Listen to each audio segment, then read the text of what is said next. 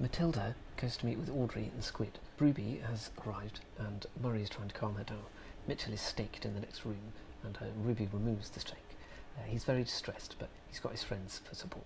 Matilda notices that the severed head bears the same markings as that of Gareth Davies, suggesting a connection. Matilda takes the head to meet the coterie. The coterie discusses the possibility of the murders to be connected to the diablerie of Charles and Fowler. They offer Matilda their aid in investigating the scene the following night. They briefly discuss the outcome of the meeting between Nange, Carl and Teach, with some heated debate. The sun soon rising, Janusz offers his haven to his coterie mates. Matilda stays, but Carl goes back to the HQ. The following night, Nange and Carl hunt in the coterie domain. Carl has an intense experience and goes over all sanguine. Matilda had some strange dreams during the day where she was warned to stay safe and run away. The coterie then go over to Mitch and Ruby's place. Nange determines there was no forced entry. Someone used keys to get in. Carl had a cryptic vision where a queen of blood undid everyone in her path. Carl, however, felt he was safe from her wrath. Janusz goes around the area with his hounds looking for the body.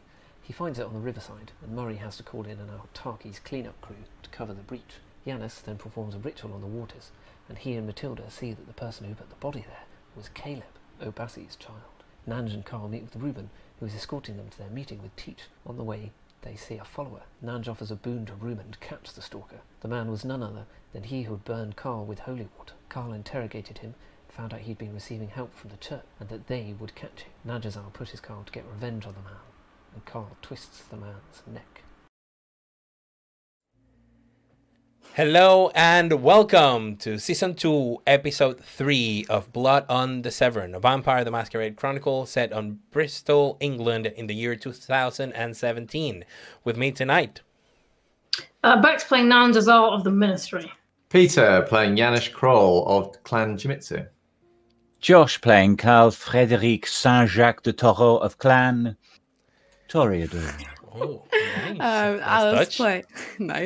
Alice playing Matilda Wells of Clan Ventry. And as you heard, there were many crazy things happening last week from Hubert's recap. And we left it with Carl and Nangeazar going back into, getting on Reuben's boat and going on the way to Avonmouth. The delay after dealing with the nuisance that was the man who had burned Carl, he quickly makes up for it. High tide allows him to... He burned me. He destroyed my beauty, if only for a moment. And I killed him. It was the right thing to do. He will no longer stain this world. And I am free to go on and on. And that is exactly what Carl is feeling. No remorse whatsoever. You go all the way to Avonmouth around 11-ish, a little later than that. Caroline, Teach's assistant, is around, and Reuben asks to have the minor boon that Nangeazar offered to him registered. It's an internal thing, so you deal with that first. Carl is left to wait a short while, 5 minutes perhaps, in a room while the autarkies deal with their internal registration of boons. And then you go back to a waiting area in which a young man, you have never seen him before, Nangeazar, neither have you, Carl. You maybe recognize him as an autarkist because of the way he's, walking around as if he worked around. Okay. It says, What, mate? Teach wants you to step onto his boat. Good. All right, it's this way, is it? Yeah, follow me.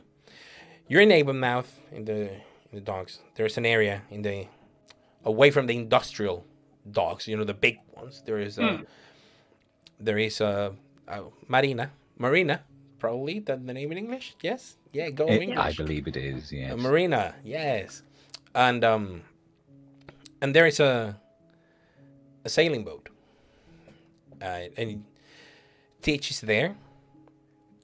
Ruben jumps in. This man jumps in, and then the two of you. Mm-hmm.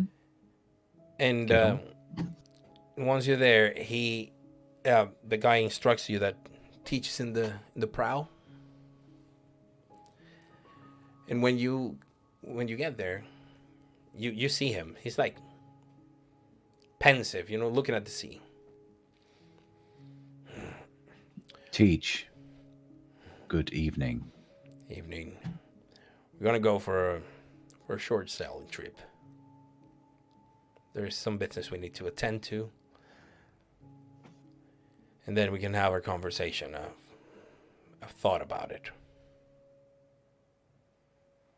Yes. Good. And then you All right. start. Mind if I join you then? Sure. And you stand next to him silently, gazing at the water, enjoying I them. do enjoy Like, it. this is the first time you get on a proper boat.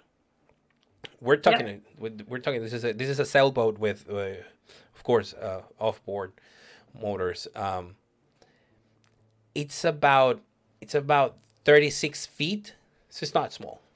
It's not huge, but definitely not small. So I've not been on a boat for more than 20 years. Exactly. So this is Like a quite an proper boat. Yeah, this is quite an emotional experience, I think.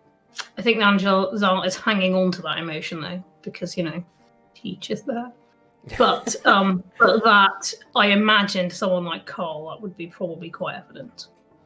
Well, I no doubt got my heightened senses on, and my own heightened sense of emotion for all the reasons that have happened so far this evening.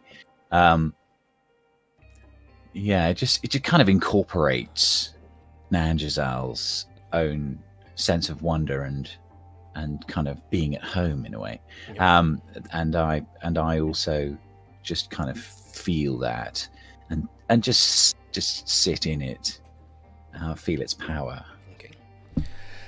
So Teach stays with you for a short while, and then he starts moving with that sort of gait that people with strong sea legs have, and he starts barking orders to the other guy and to Ruben, who's at the helm, and then they deploy the sail, and you feel when the gust of wind feels the sail, and you feel the ship moving forwards faster. A very nice easterly wind blowing you down from the mouth of the Severn and into the Severn. You sail for about an hour and a half until you reach a place not too far from shore. It's visible even in the nighttime, where they draw the boat to a halt, gather the sail, and move the remaining few dozen yards using the engines. Then they pull down the anchor, and Teach is on starboard, which is the right side for those nautically illiterate, and he's looking down at the water. He turns around, looks at Ruben and this other kid, and nods. And Ruben takes off his jacket and jumps right in, followed by the kid who does the same. And by this time, you're probably curious. Both of you are trying to look what's going on. Yep. I'll go and join him at the prow. Yeah. So I mean, at the starboard side. I assume I'm there anyway. Yes. We've been watching what's happening. Peer into the water. Ruben and this guy come bringing someone. It's really easy for you to determine. Teach starts pulling on a rope that has a chain attached to it at the end, and then he starts pulling on that chain. And he does this with ease. But you can realize the inhuman strength of pulling someone chained, as if he were just picking up a fishing line. And he just completely takes the man out and throws him into the deck. This is a man who looks very evidently in torpor, all sunken. His skin is of course wrinkled, pruny as it would be for a long exposure to water.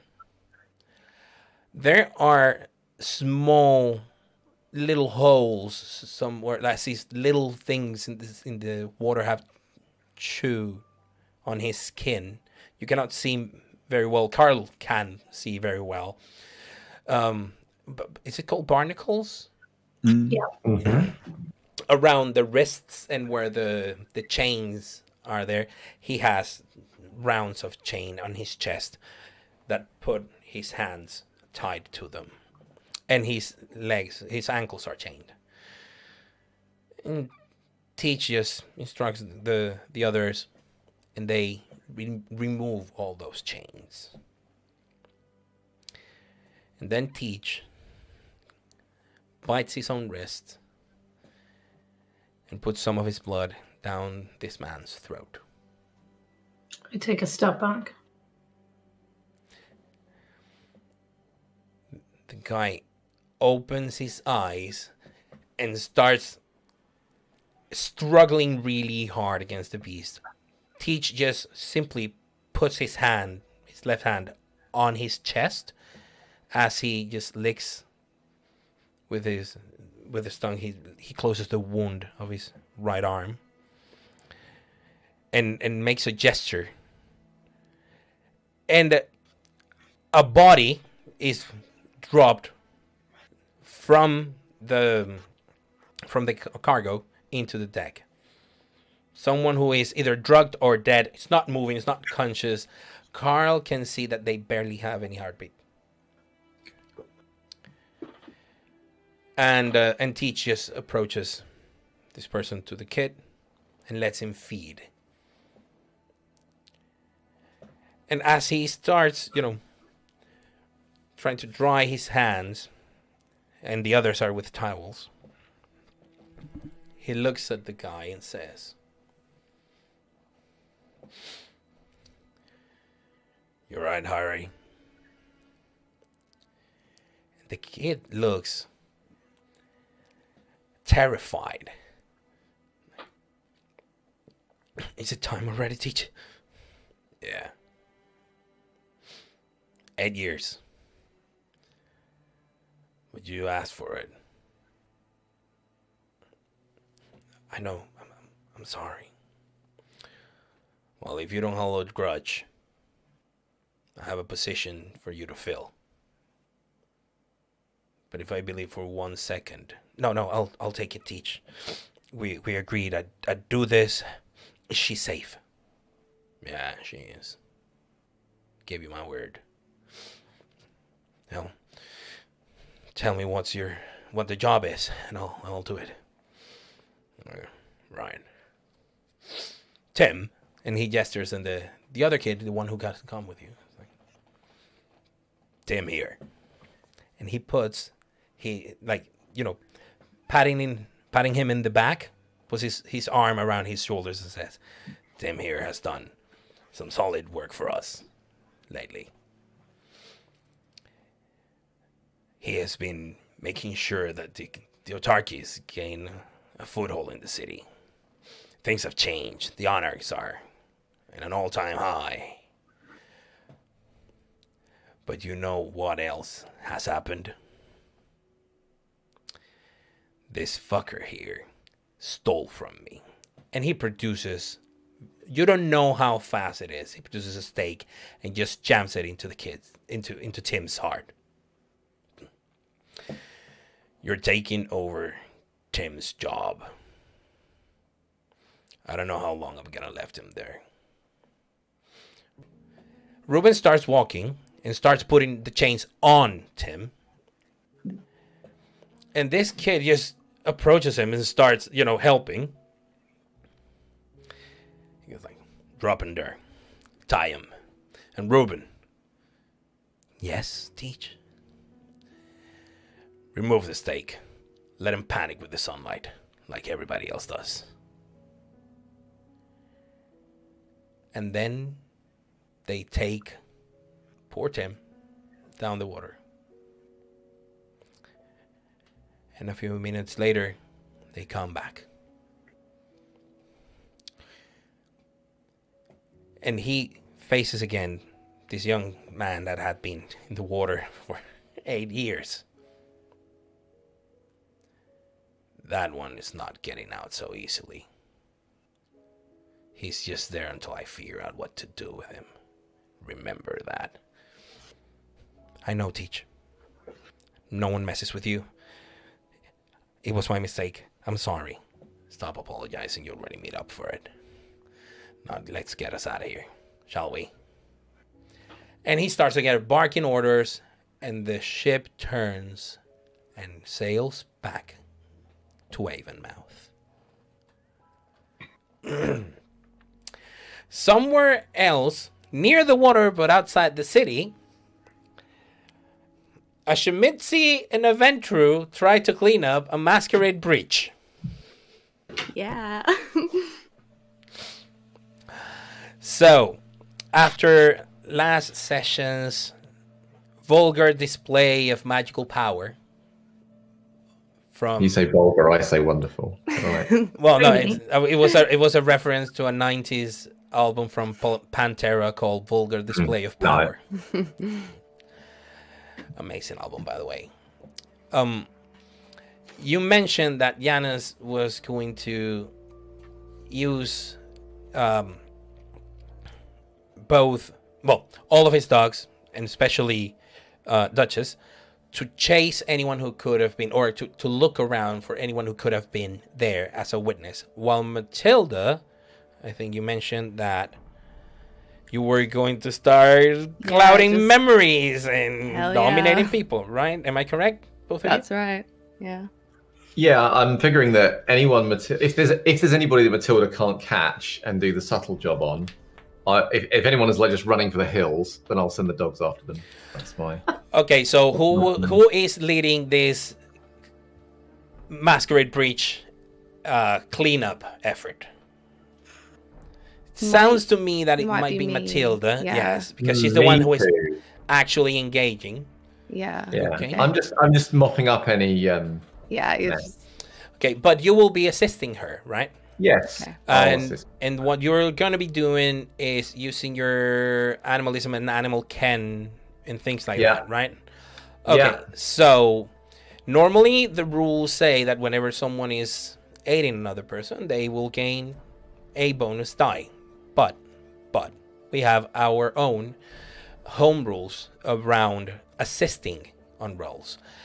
If the person who is assisting you in any way has a skill or skill plus specialty of 3, they are very competent. They know about the skill a lot, and what the help they can bring is not a die, it's a success, an automatic success. Okay. Nice. If their skill plus specialty equals 5, that success is a 10, which improves the possibility of scoring a critical hit because you're being assisted by someone who is basically a master of that skill. Okay. Does Janusz have that? Janusz is not a master, sadly. He's got. If you're talking about Animal Ken Revolving Dog, it's 4. So it'll be a success. It's close, but you will have a success. Well, he's not quite as with it as he used to be, Okay, and in the case of Matilda, can you remind me what cloud memory is? It's discipline plus. You don't need to roll because they are mortals. Oh, that's right. Then the roll you need to make is a resolve plus dominate. Okay.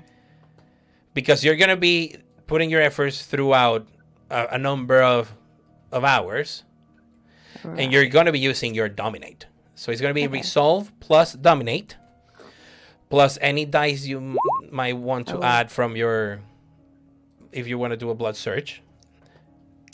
I think I just rolled my dominate by accident. No, you just roused. Yeah, you roused the blood and you succeeded, so you're not hungry. Don't worry about it.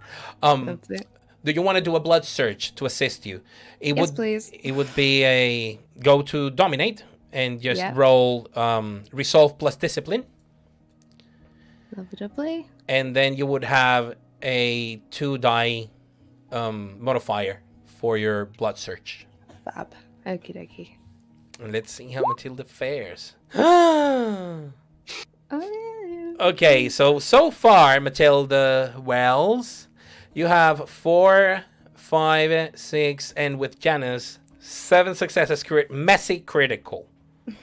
Yeah. yeah. Do you want to have a messy?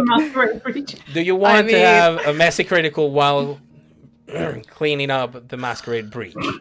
Do I have any other options open to me at this current moment? Well, actually, you don't. Well, you do. You can spend 1 willpower point to re-roll the 2 dice, the 2 non-hunger dice that didn't come up with successes, and then cross your fingers and ask for the ghouls to raise their hands, and like Goku ask for their power for a Genki Dama, and cross your fingers for another 10 to make it a normal critical and not a messy one.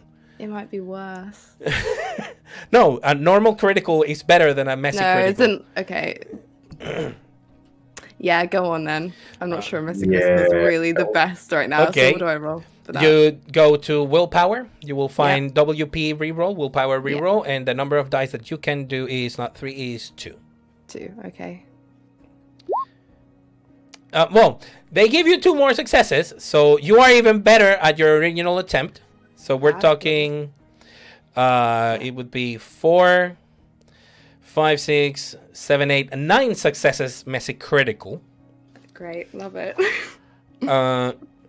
Please do a rouse check for your blood search, because you might go hungrier. You know what? Forget it. No, I can do it. No. Because the reason you're succeeding monumentally. In Janus's mind, there is hardly any doubt that every single person has been found that could have potentially seen enough. Anybody else probably didn't see anything.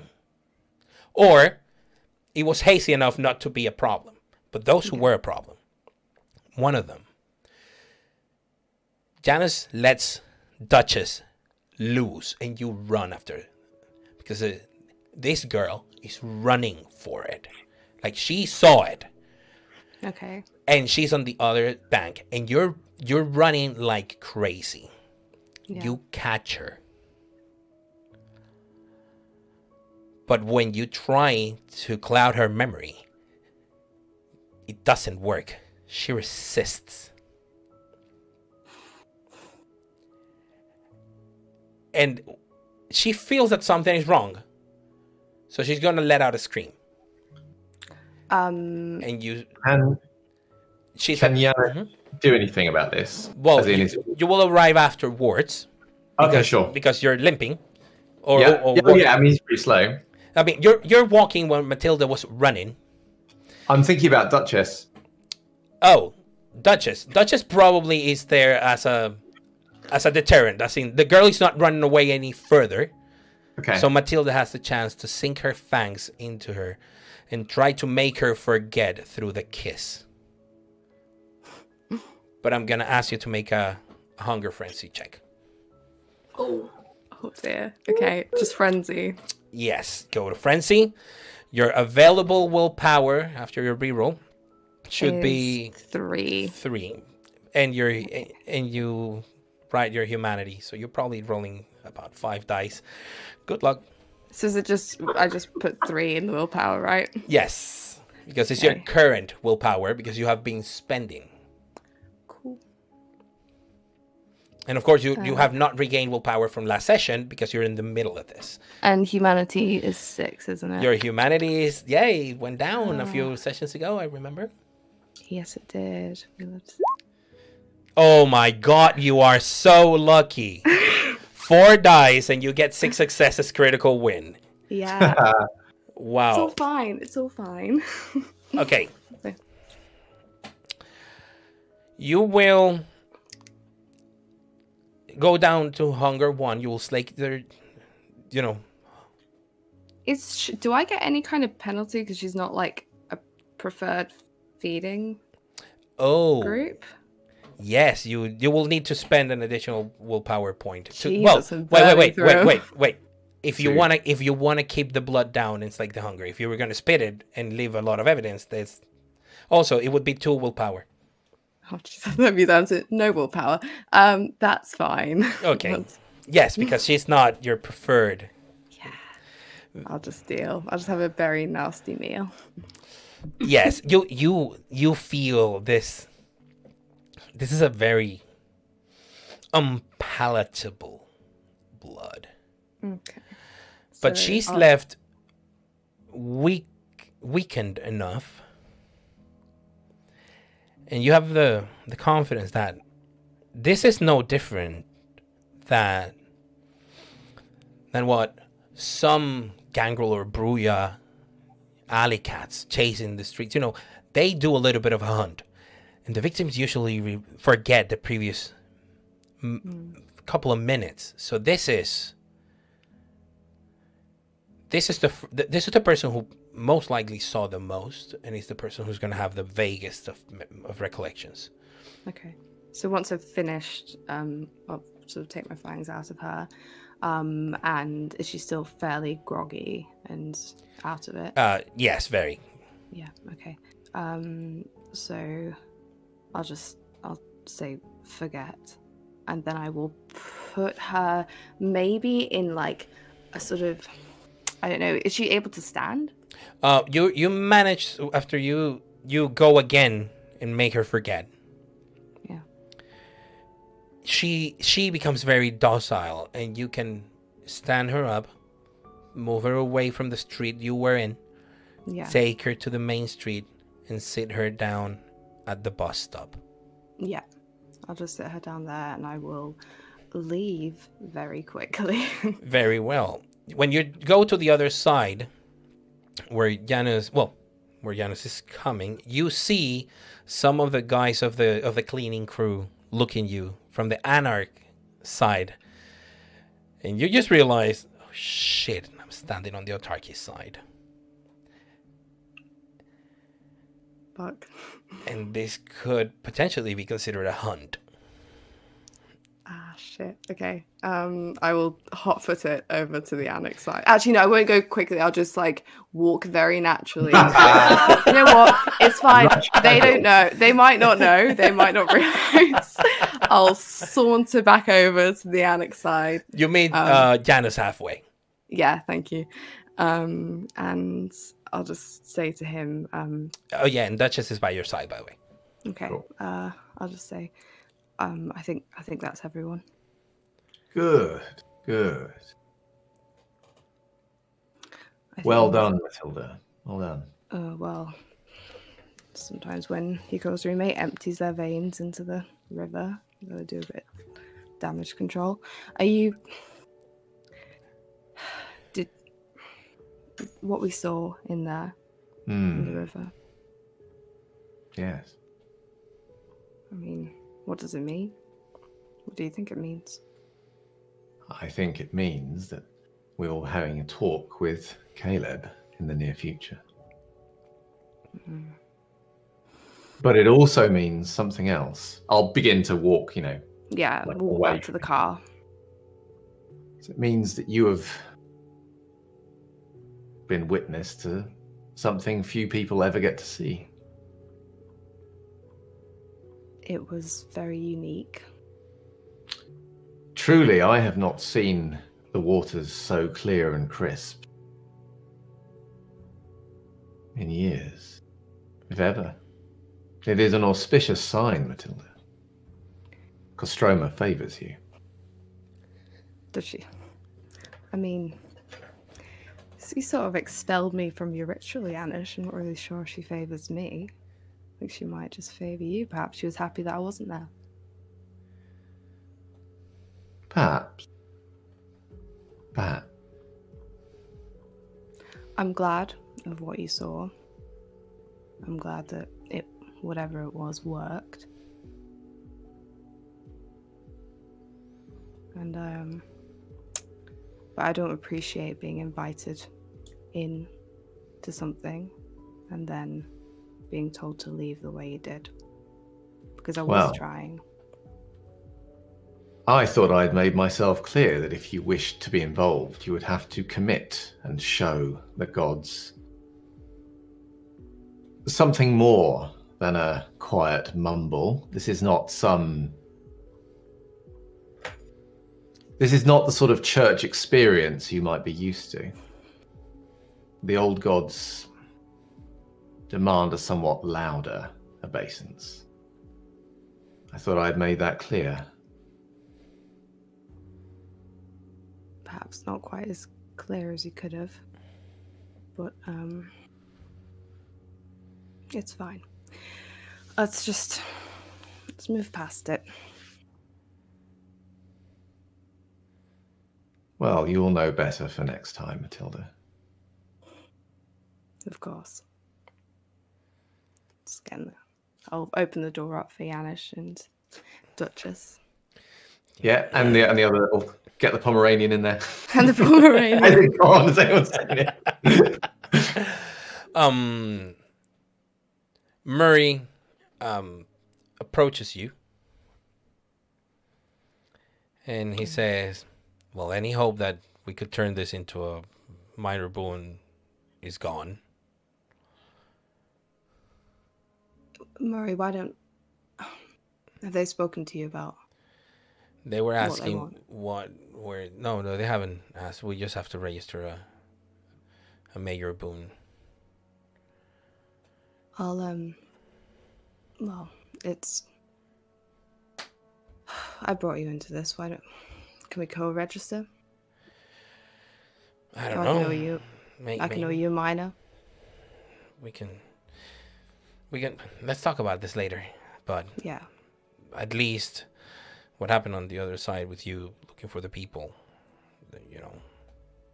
they're gonna overlook it. Also, what on earth was that old man doing? It's something he does. It's Well, I hope he doesn't do that in public anymore. I'm gonna have a word with him. I mean, I don't know if there's anywhere else he could have done it, because I think he imagined he had to do it right where the body was, but I'll ask him if perhaps next time he can do it in front of a dozen people. Well, anyway, I'll be here for a little longer, but I'll have to sort out also a new phone, because mine is gone. I don't know where it fell. Do you need I mean, Nanj can probably get you a burner. I can get a burner off Nanj, maybe. Oh, that could help. Burners are useful nowadays. Yeah. See if I can. Could you text Audrey and text Squid. Let him know that I lost my phone. Yeah, I'll do that. Cool. That's fine. Thanks. Thank you, Murray. Okay, get going. Go back. Yeah. All right. See ya. Bye. And you drive off with Janusz. Back in Avonmouth, our lovely ship makes port, and you walk back into the marina, where you go into a small establishment with an office at the back. This is one of Teach's many offices. And he sits down, looks at you and says, "Come in, sit." Thank you for sharing your disciplinary wiles with us, Teach. It's not discipline. It's punishment. Well, It's an eye-opener, for sure. Sorry, what? It's an eye opener for sure. Yeah. Hmm. I think Harry's a good kid. I think he learned his lesson. Good. He was thankful that we put him down before we tied him up. It is time. It is merely time, and for us, time is not as valuable as it is for mortals. Perhaps. But now Harry has to get used to the idea of the Anarchs being the reigning faction. And Roger Smith being back from the dead. Because he went in 8 years ago.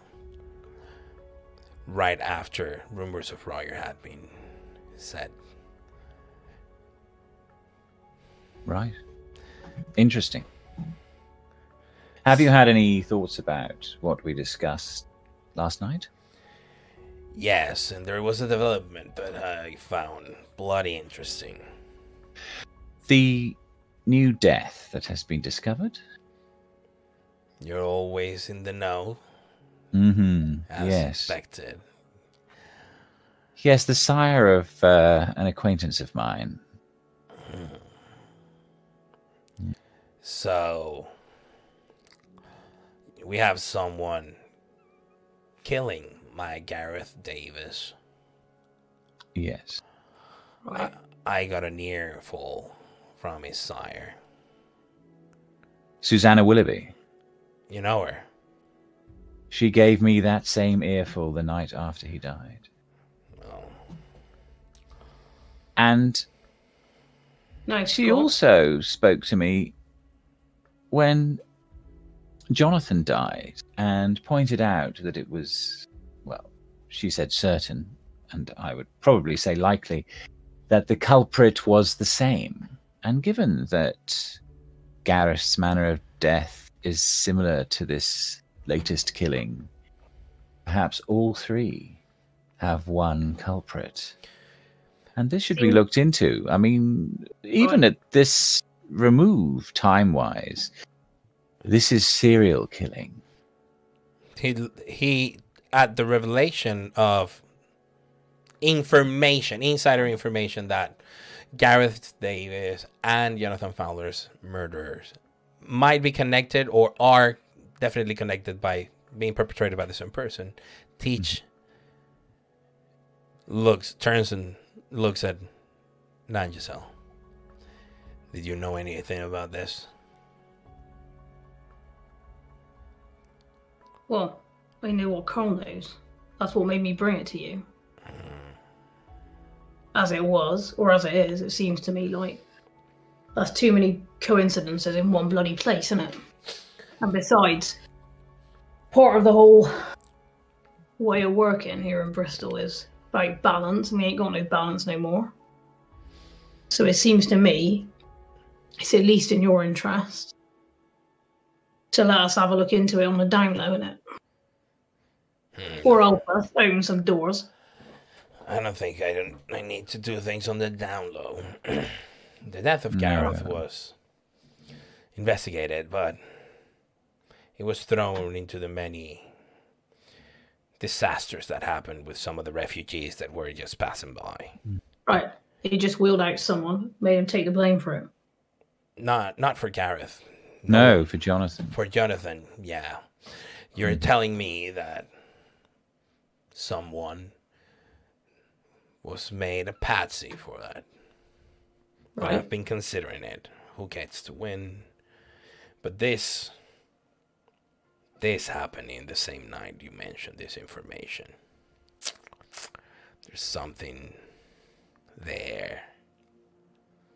I agree. There is something, well, as you say, coincidence. My old teacher, Mark Godwin, always used to say, coincidence is sloppy writing.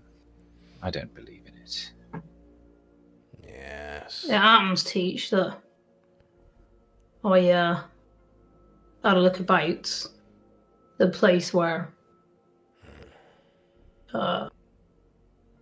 Scott was found, or at least where his head was found today. And whoever went in and out of there, they didn't leave nothing, no trace.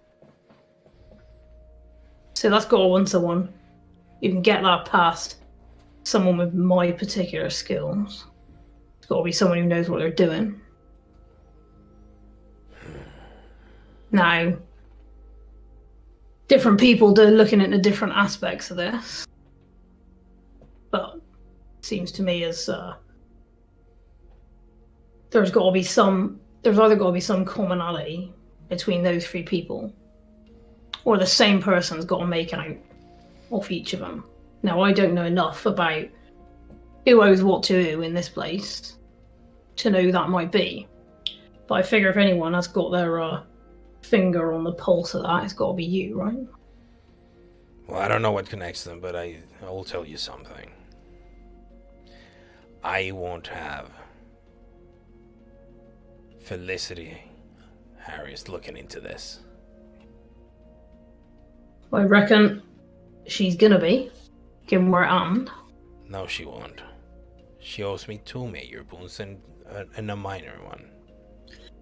How about you nominate someone to look into it on your behalf, then? There is the possibility that we could look into it for you. Right. That You will could- need the intervention of the library, saying that a multi-faction coterie is required for this. I need more. Well, I just need so an I'm... excuse. What, Yes. is you get Felicity to make the make a different choice? Well, you need an excuse that shows her to be incompetent, perhaps, or... I need an excuse for the anarchs not to be able to investigate a murder of Well, their own inside their own territory. And they are the strongest faction. I need to be... The incompetence is not enough. They can kill as many as they want, but I'm not having this. Scott was a good lad. And Well, but if his sire, Charles Shrike, once sailed with me. He was part of my crew for a while. So I'm not Well, I letting think- the child of one of my friends to be forgotten. Good. Good, I What if we understand. could get you someone I- on Felicity, then? I feel that what's necessary as well on a broader picture here is that we of the Camarilla and you of the Autarchus have some sort of alliance in order that the Anarchs aren't able to simply ride roughshod and take over the city completely, which seems likely given the current situation. And, well, friendliness is better than war, after all. You need Felicity to make another decision, or to be distracted by someone else, right? No. Felicity... I need Felicity not to be in the way, and I can make her do that. But what I need is a way for the autarchies or the library to be the ones in charge of this. Because if it is not exactly or entirely an anarch situation, then the other factions can jump in. If the main suspect is a Camarilla or an Autarchis or a library, but we have to have a suspect. This came about because it came about in the first place because Fowler got murdered in our domain, and that is, at least in part of Janusz's domain, needs part of the library. To the rest So of we the can city, say the beginning of this. It's not linked. It's not linked, No, Nandjazal. no, There is no the link beginning- in the eyes of Vampire Society. There is no link between the two. This link would need to be proved in order that we would be allowed to do it. And the only way to prove it is to have some sort of oversight of this investigation. Which that is the problem. That is why we need to get in there. And the only connections are clan connections. Perhaps we can ask them to ask us to look into it if they trust us. however you do When it. are they going to do that?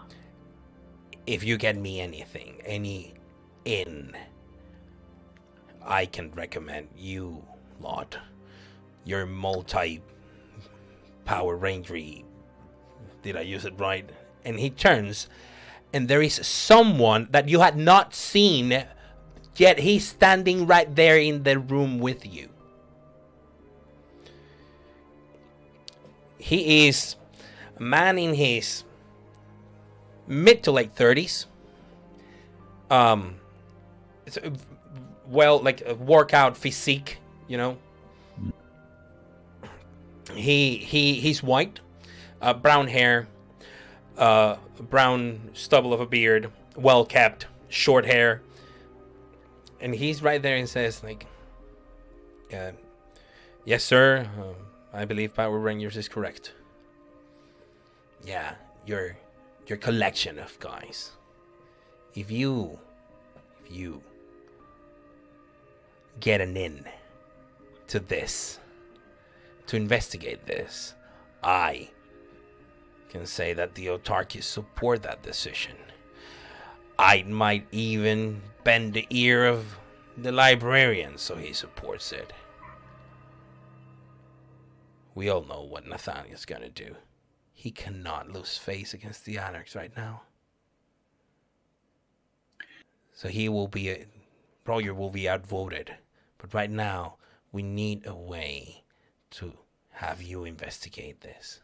Well, there is a connection. Although there is no connection to Jonathan Willoughby's death, there is a connection to Gareth's death. Jonathan Fowler's death. There is no connection with that death, but there is a connection with Gareth's death, which was, as you say, shelved. There was no investigation. And it seems to me that, given Susanna Willoughby and her connections to my clan and my family, that perhaps we could ask her to ask for us to investigate that. You go and look for something. Bring me something before the week is done.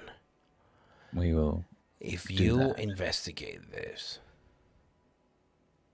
and it turns out that they are all connected, all three, then Bristol's going to be a dangerous city for a while. Yes, it will. It's already dangerous, you ask me. Mm-hmm. People are getting their heads chopped off. So I think we are also going to have to discuss our terms once you found something. Yes. You want something out of me. You want my support and my help. And I have the autarkies to back it up. And I need you to do something for me. So we have to put yours and mine in the scale and see which way it tips. So we balance it out. There is some symbiosis, it must be said. Seems we have dealt before, Teach. You have been kind enough, with payment, to let me live and feed in your territory. You know me to be trustworthy. I'm sure we can reach an equitable arrangement. That's why you're here, Carl. That's what you saw, what happened tonight. You're close to us, and I know you won't say anything. No. And you know that I will be very miffed if you did. Of course. And you will make fair, if hard, deals and stick to them. This is your reputation. Well, it's settled then. Go and find a way. Find a way in. We will and I'll do my part. Thank you. All right. And this guy just walks to the door and opens it for you. Evening, ma'am. Mister. Very Good polite. evening. And everything is like, well, dude, probably both of you have like 1,000 things that you want to discuss. But it's time to get back on the love boat. Or, well, Ruben's boat. Who will sail you down the Avon upstream back to Bristol. I very much enjoyed that conversation, Nanjazal. Teach is a wonderful person to be around. What? Are you mad? Reuben turns around and goes, like, just frowns, but says nothing. I mean, don't get me wrong, he's in charge and whatnot. Yes, he is. It's not like talking to him's like pulling teeth, innit? Oh, but the energy from the man, really something else. Wait, are you into him? Is that the problem? Because I don't think he was into you in the same way. I don't think I'm into him in the way that you mean, but I'm into that kind of life force. Feeling that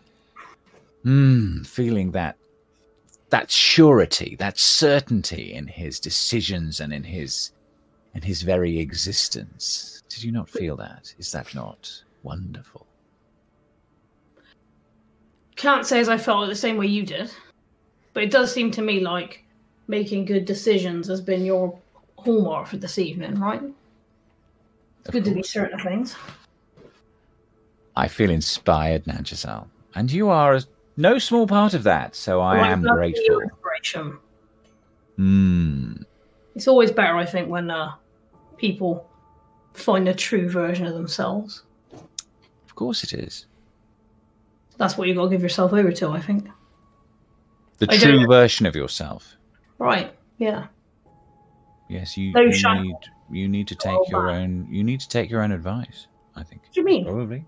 Well, wait, Ben. What do you Be mean? the true version of yourself. I am the true version of myself. Oh. Why are you saying that? Sometimes you just seem to hold yourself back a little. That's all. Nah, I don't think so. I think I made good decisions. Good. Oh yes, you make extremely good decisions. Very good. What do you mean? Hold myself back? I just see you. Maybe second guess yourself once in a while. Wonder what's going on. Not make decisions.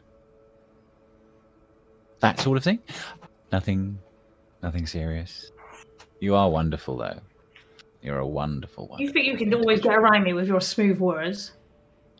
I've never been able to get around you with my smooth word. That's why you're so brilliant. It's not. Well. Or did I just then? I don't know. Well, it's a good. It was a good meeting. That's all. It was, wasn't it? It was fantastic. Yeah, and that sort of invisible man, he was great too, wasn't he? He was. Was he? Yeah. Oh. I mean, it's rude, isn't it? Just waltzing on up when no one can see you. Well, standing there listening on things. I got a good look at him in the end, but you had never seen that man before in your own life, Carl. Nanch, you had seen him maybe 2 or 3 times. You know he works right for Teach, and he's basically, I'm not gonna say Teach's bodyguard, but if Teach were anyone else, it would be his eyes and ears right there. You know very little, if anything, of the man. He's very mysterious. You only know one thing. He's Banu Hakim. Oh, well, we know another thing. He knows about the Power Rangers. I'll say the bloke what popped up you didn't see. He looks after Teach, doesn't he? So he's not one who's I guess not to be trusted, but he's obviously got Teach's interests, doesn't he? Of course. He who looks after your entire faction. Not like Teach needs looking after too much, is it? I wouldn't have thought so. No. What are we going to do about this bloody woman Felicity then? We need to get back and find out what the others know about her. Yes, we do, and we need to get her out of the way so that we can investigate. That would be the best thing. That would be wonderful, wouldn't it? If we got to investigate this, it would just be so good. I mean, Janusz would be very happy. But it would probably be good. But Janusz would be so happy, though. We'd make his year. I mean, decade. I know he'd be happy. But I don't think he'd be weird about it like you are. Weird? Yeah, I mean, you're like really into this idea, and I don't get why. I'm really into most ideas at the moment. That's the thing. Well, I don't know whether it's a good idea to carry on talking to you. I don't want to bring ideas in your head, do I? You might randomly do it. No, I'll talk to the wonderful Reuben instead, if that's what you prefer. I am Sure. right here. If you have forgotten. Ruben, Carl fancies a chat with you. Of course, of course. I said you're a nice fellow to chat to. No, Sit closer, both of you. I don't want to sit closer. Excellent. There is this. I'm gonna show you something interesting. You'll like this, not yourself. I doubt that. And on the way back, he starts pulling over to one side, to what looks to be like the third on a series of piers, a small piers. And then he ties the boat. Say, would you join me for a drink? Yes, of course. How splendid. Yeah, he offers his help to get out. Come, Nangisel, it's a quick drink. I can carry myself. I'll climb out of the boat without help from him, even if it takes me ages. Yeah, you managed to do it. It is less grateful than you thought it would be, but either way you did it on your own, so you have that. Exactly. And there I is accept his help gratefully and You've get got out to have boundaries when gracefully. you deal with the ministry. And that's mine. you funny coming from a minister herself. Okay, Yeah, exactly. you go up a small set of stairs, and that set of stairs leads to the beer garden at the back of a pub. So the entrance is on the street, the beer garden ends on the riverbank, and the riverbank has a stairway down to a small pier. And it's lively. There's a live band playing softly music inside. It's not super loud. There is, cool atmosphere, groups of people. Wait, it's a hipster place, because if it is, I'm not staying. It's not a hipster place. No. When I'm saying like it's quiet, it's like it's two guys with acoustic guitars playing old songs. Okay. Anything from the 80s and 90s and things like that, of course. This is 2017, so you might hear like Bryan Adams or Bon Jovi or whatever, but other British classical rock from the 80s and 90s, but it's just two acoustic guitars being sung by two guys, and they introduce themselves. They say they're Canadian. They're doing this little mini tour here with their friends. The scene is quite nice. For Carl, is definitely a beautiful place. The place is spontaneously artsy and decorated as such, as in people come and gather, and then they, with thought, put things where they need to be to enhance the beauty of the place. Well, I'll add to them in some way, either by moving things around or just kind of feng shuiing it a bit and nod to the musicians and then turn back to Reuben and say, you wished to have a conversation, a drink, even, you said. Well, it's just... I've been curious of all these conversations you're having.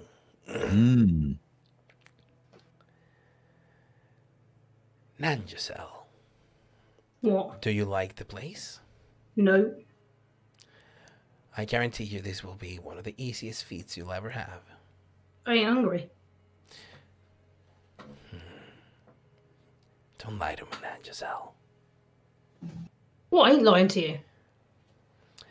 We are always hungry. I'm sure you're a bit peckish. May I recommend someone from the group at the corner? Their blood sometimes carries a nice taste to it.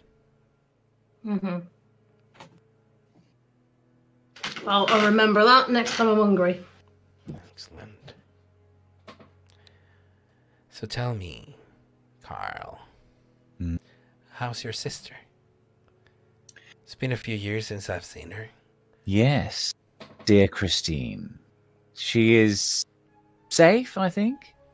Perhaps a little bored. but safe. I am making arrangements to go and see her soon. I feel she needs a fraternal presence. Well, if you think she might benefit from the beauties Bristol offers, I already know her. If she requires, again, the protection of the autarkies, I can put my name in the hat so she doesn't have to deal with any of the new indesirables, you know? How very, very kind you are. I may well, if she were to come here, which would, I hope, not be soon, then I'm sure she would relish your company as ever. However, I was thinking that I would probably go and see her first, and then we will see where that leads. She is very busy on family business, and, well, there are interesting financial alleyways that she is living in, chasing down at the moment, and so I wouldn't want to disturb her in her questing in that direction. Do you know what I mean? So matter to you anyway, Ruben? Well, She ain't coming back here. Christine and I are friends. Yeah. She does captivate. Sure, you got all her best interests, aren't you? I actually do. Because I did a favor for her. For her? Yes. What favor do you need for my sister? No, I did a favor for her Oh, when did you? she was here. Yeah, remember when she said that she was feeling trapped, and she had mentioned it to you. So for a couple of nights, I took her in my boat just around to places like this. How very kind of you. And she couldn't give anything in return for no boons from a ghoul or valid, and I was not I was not about to extort one from you. Just like you, innit? Goodness of your heart. No, she offered information, which was very valuable. Oh, good. So you had some recompense for your work. Excellent. Yes. But I think, given the events earlier tonight, it's useful for you to know that someone in the Camarilla messed with your sister bad, Carl. Did they? When they left London, she said, probably you already know this, but she did say that she helped Kindred leave the city. Yes, she did, yes. One of them held office in London and offered a boon to her in exchange for her help. Boons to a ghoul. That was exactly the excuse they gave not to pay them. After your sister went through all that trouble to get them safe passage across the Atlantic to God knows where. My sister is nothing if not transactional. And the idea that she was let down to that degree by one of our kind. It points to two things. One, she probably was not fully aware of how boons work, and I would imagine so. She's just a ghoul. I doubt she's instructed in the way boons are registered in your sect. I think she knows now. She does. My second theory is just that whomever did this to her used the power of their blood.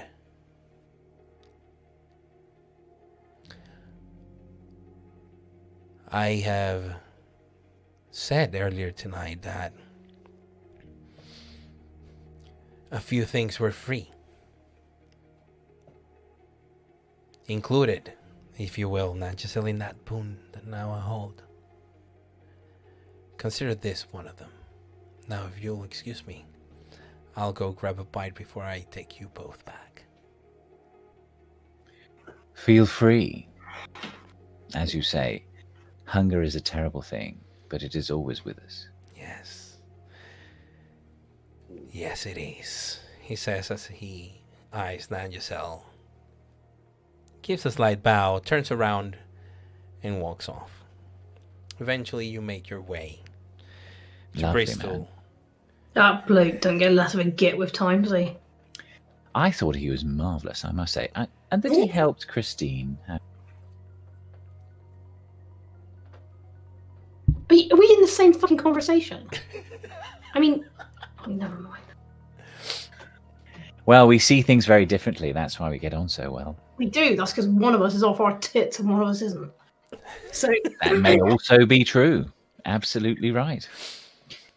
But the feeling of being off one's tits isn't all bad, and one does see interesting things. Very interesting you things. always do interesting things, don't you? But That's everything is so interesting. That's the point. That pub was not interesting. Well- Ruben is not interesting. It had some. Ruben's not interesting. He may be, Yeah. in your view, foul and beyond saving, but he is interesting. Don't see it. Very well. Well, Well, we I don't. guess- We don't have to agree about that. no, That's fine. no, we don't. Well, I guess we best get back. We should, shouldn't we? Those other two. I mean, really, they must miss us. I mean, And they found out some useful stuff. They did. They did indeed. okay, so I think. Do you have anything else to add for this scene? No. Okay. So as I said, Ruben comes back. He is in a very different mood. He's kind of moody, melancholic, if you will, but in a nice way. And he just gets into the boat and caresses the wheel as he softly drives the boat all the way back to where you were, by the harbor side in the hippodrome. Now, is Matilda dropping Janusz anywhere? Is she staying? Is she going back to pick up Murray? What's she going to do? Know if we agreed if we're gonna meet somewhere after Nanj and Carl had done their thing. If not, I might just send Nanj a text and ask if she's. I think it's fine for us to meet if we. It seems Yeah. very likely that Yeah. we would want to meet after. Yeah, absolutely. Yeah. I mean, Yeah. I would have thought. I mean, I would probably scrupulously say, "Let's meet up after things," because I'm not allowed That's to fine. carry a phone. Oh yeah, exactly. Okay, so by the time Janusz and Matilda finish doing their cleanup, Nangicel and Carl are on their way back, probably after this conversation with Ruben. So it might be a matter of Matilda just driving to the center and waiting for them for about 20 minutes, half an hour. So we're talking it's around 3:30 in the morning, if not more. Okay. Okay, because you spent a few hours in all you did in sailing up and down, and the other two were there late. It took a while for the dogs to find anything. Then it took a while for Matilda to get there. So we're talking. Let's say it's around 3:45 when you get together, and around 4 in the morning when you get anywhere. So we need to be relatively close to where we're going to sleep then, don't we? Because we haven't got a million hours before sunrise. If we're in the centre of town, then I'm very near my haven. Yeah, I think the rest of us are not. So I would be inclined to drive this conversation in the route of the HQ, Yeah. such that if it comes to be daylight, we've got somewhere to stay. okay. All right. So Nangicel and Carl step off Ruben's boat, walk up down the street in the harbor side, and near the entrance of King Street, there's Matilda parked there with Janusz. Two of you get in the car, drive off towards the HQ. Are you going to start the conversation in the car, or are you going to remain politely silent until you reach No, the HQ? I think I'll ask how people are. Yes. How was your evening then? In the end, Eventful. Oh yeah. It was. Yeah.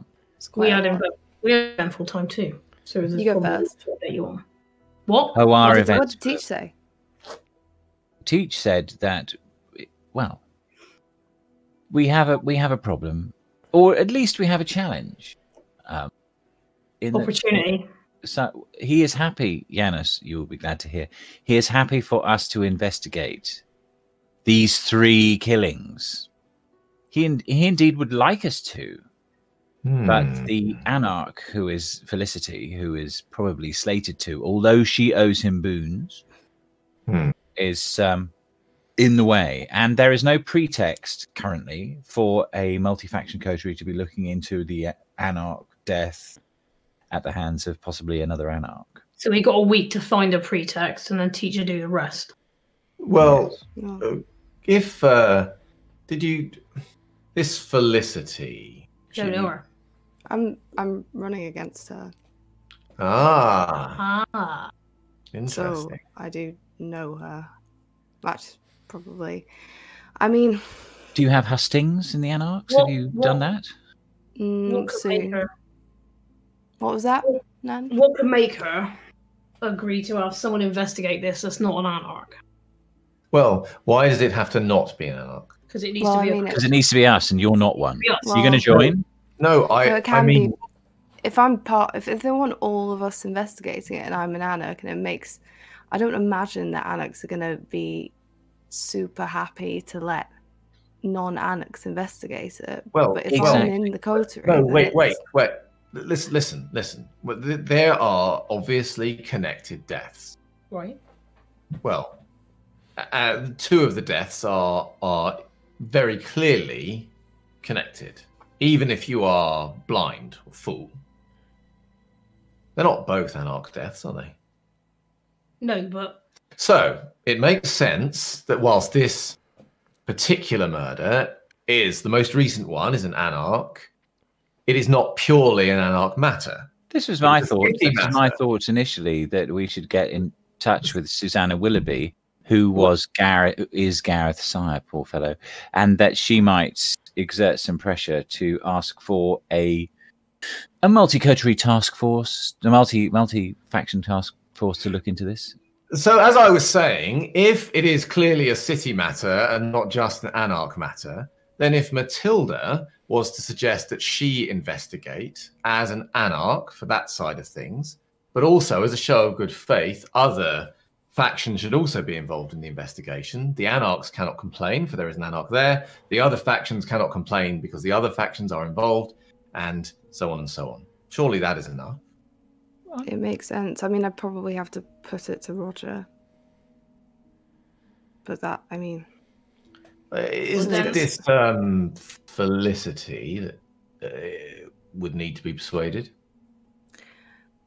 yeah, I imagine a conversation would have to be had with her. See if she even, she might not even want to investigate it. She might just not want the bother. I mean, as Well, far as I you know, set she's up not an particularly organization. good at Okay. her job. No, can you and set up a conversation with her? I can have a conversation with her. Teach has said that he can get her out the way if necessary. However, this will probably Not for involve good, to be boons. clear. He's not proposing to do her in. No. He said that she owes him boons and he might call one in. However, knowing Teach, I imagine that boon would then devolve to us. So we are better off finding a way of getting rid of her. I suppose it depends how much Teach wants to know what we know. Teach knows a lot of what we know now. No, Whatever Carl. we find out. Yes, Nanjazal, that.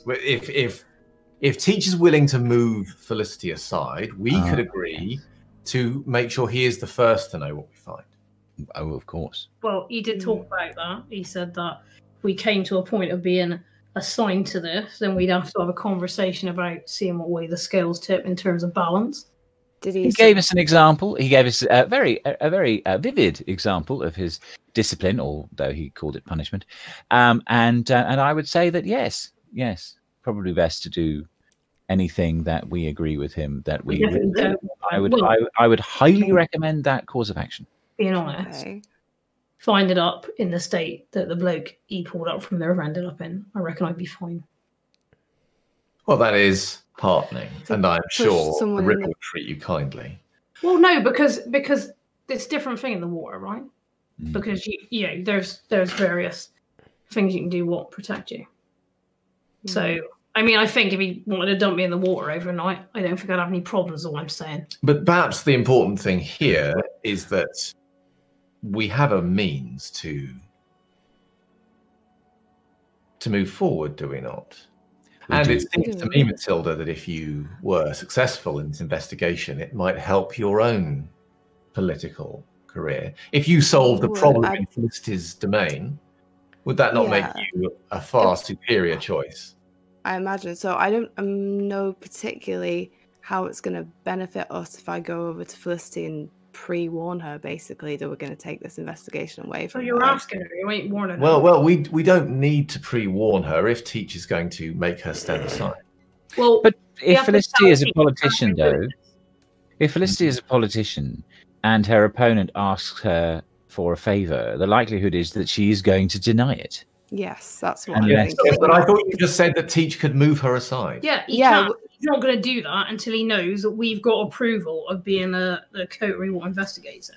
Which is why I'm not sure it should have an order of things. That's why he wants us to come I'm not sure back. it particularly should go through Felicity, because we don't need to ask her permission. No, why would we ask her? No, so that's why. Well, you are Annex. I mean, you don't. Isn't it up to her who does the investigation? That's what does you seem to she think. holds domain there? Does she? She does. Right, then it is up to her. Who then does yes, it is. It is up. So that's why we got to get her to agree to it. That's the bit what Teach didn't have an answer to. So I don't see as how we're doing that unless you goes to her and makes the case. But also the thing that Teach was on about is the fact that we need to find a connection with the other factions, because if it's just Annex investigating Annex, then he's just then Roger's not going to countenance anyone else in being involved, and nor is Felicity. Right. So that is the major point. I would have thought that we have to bring in the other deaths. We have to bring in the fact that Gareth's death was exactly the same modus operandi, and so on. And then in that case, we can step in. What we need, we need someone who is very persuasive, who could speak to someone of importance within the Camarilla, such that the Camarilla would also demand that we investigate, that the city investigates this matter. And then you see, it would have to not simply be an Anarch investigating, and that's where a multi-faction coterie comes in. Because, of course, if the Camarilla wanted to investigate as well, the Autarchist would not want to be left out, and the library would have to oversee it. So. And Teach said if we could get ourselves on the docket, then he'd back us. Okay. Yes, and I also broached the subject, perhaps. Matilda, keep your eyes on the road for this part.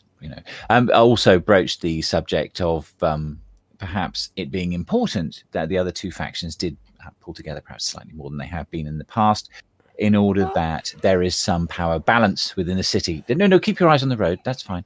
And so, I'm pretty reasonable. Otherwise, there ain't no balance. That's not good for business.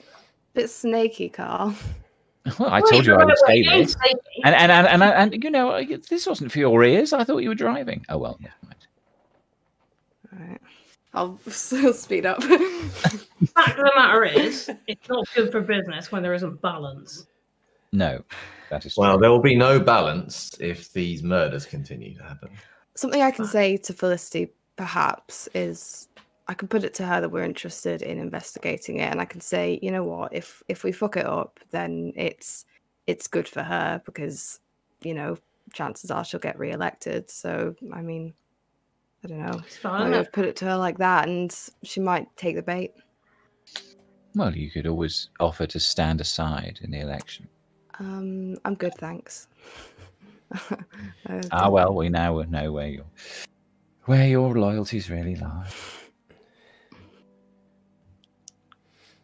So that's where we got to with Roger, anyhow.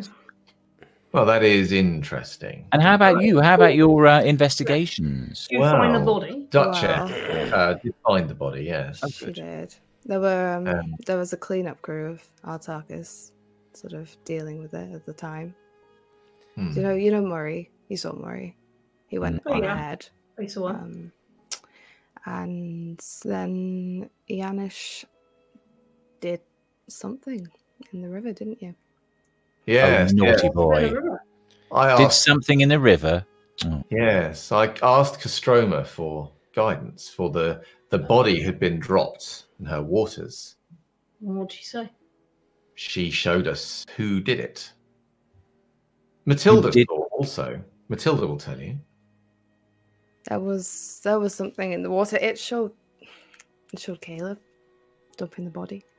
Caleb dumping the body, so well. he's not necessarily the murderer, but he was Not Never necessarily. rains, but it bloody pours, doesn't it? Yeah. But he was the one putting the body in the river. There is no doubt. There is no question. The Seems we message need to was go clear. down the backbone then, don't we? which makes me feel like, I mean, Roger, and if you still think it's Roger, what does he have anything to do with Caleb?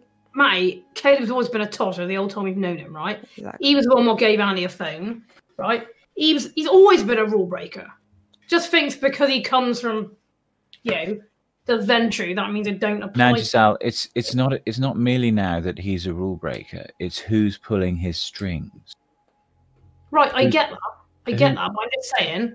Well, he's Because not it's- breaking the yeah. rules of. He's not breaking the rules of the person who's pulling his strings. That's the You important need to thing. know who's giving him orders. Are his strings being pulled by this threat from London, which is still there, or are they being pulled by Roger, Are they being pulled by his Or his side? own side. or the Queen, perhaps? Or even? queen. Oh, Queen. you're a queen. Yes, her. You have a queen. Yeah. I do. Yes. Yeah, it's not Reuben. I thought it was, but it's not. But yeah, Carl saw it in a vision. I saw a. You had a queen. vision, Carl. Yeah. I did. Yes. Tell me more. A queen, you say? Yes, a queen of blood. That's what he saw when he was at the house. That is interesting. It is. It is. I saw a queen and a knight. It was very chess-like, really. Although, well, there are fewer queens of blood, obviously, on the chessboard. And well, it was interesting to see that so vividly, so very vividly, in a place where a murder had just, or at least a body had been dumped ahead. So yes. So do you reckon this queen had something to do with Scott's death? Maybe Roger is the knight. I don't know. You don't sound like no knight to me. Hmm. Well, then what do we think we should do if we have this information about Caleb?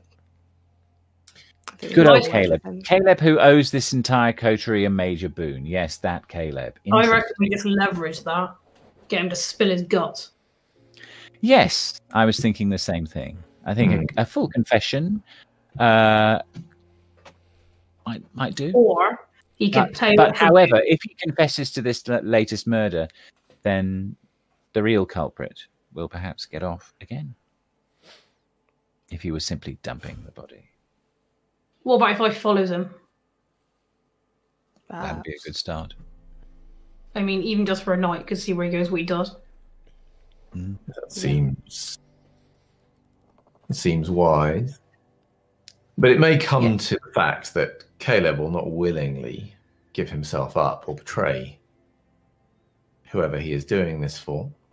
I think we may have to be forceful to get the answers we need from him.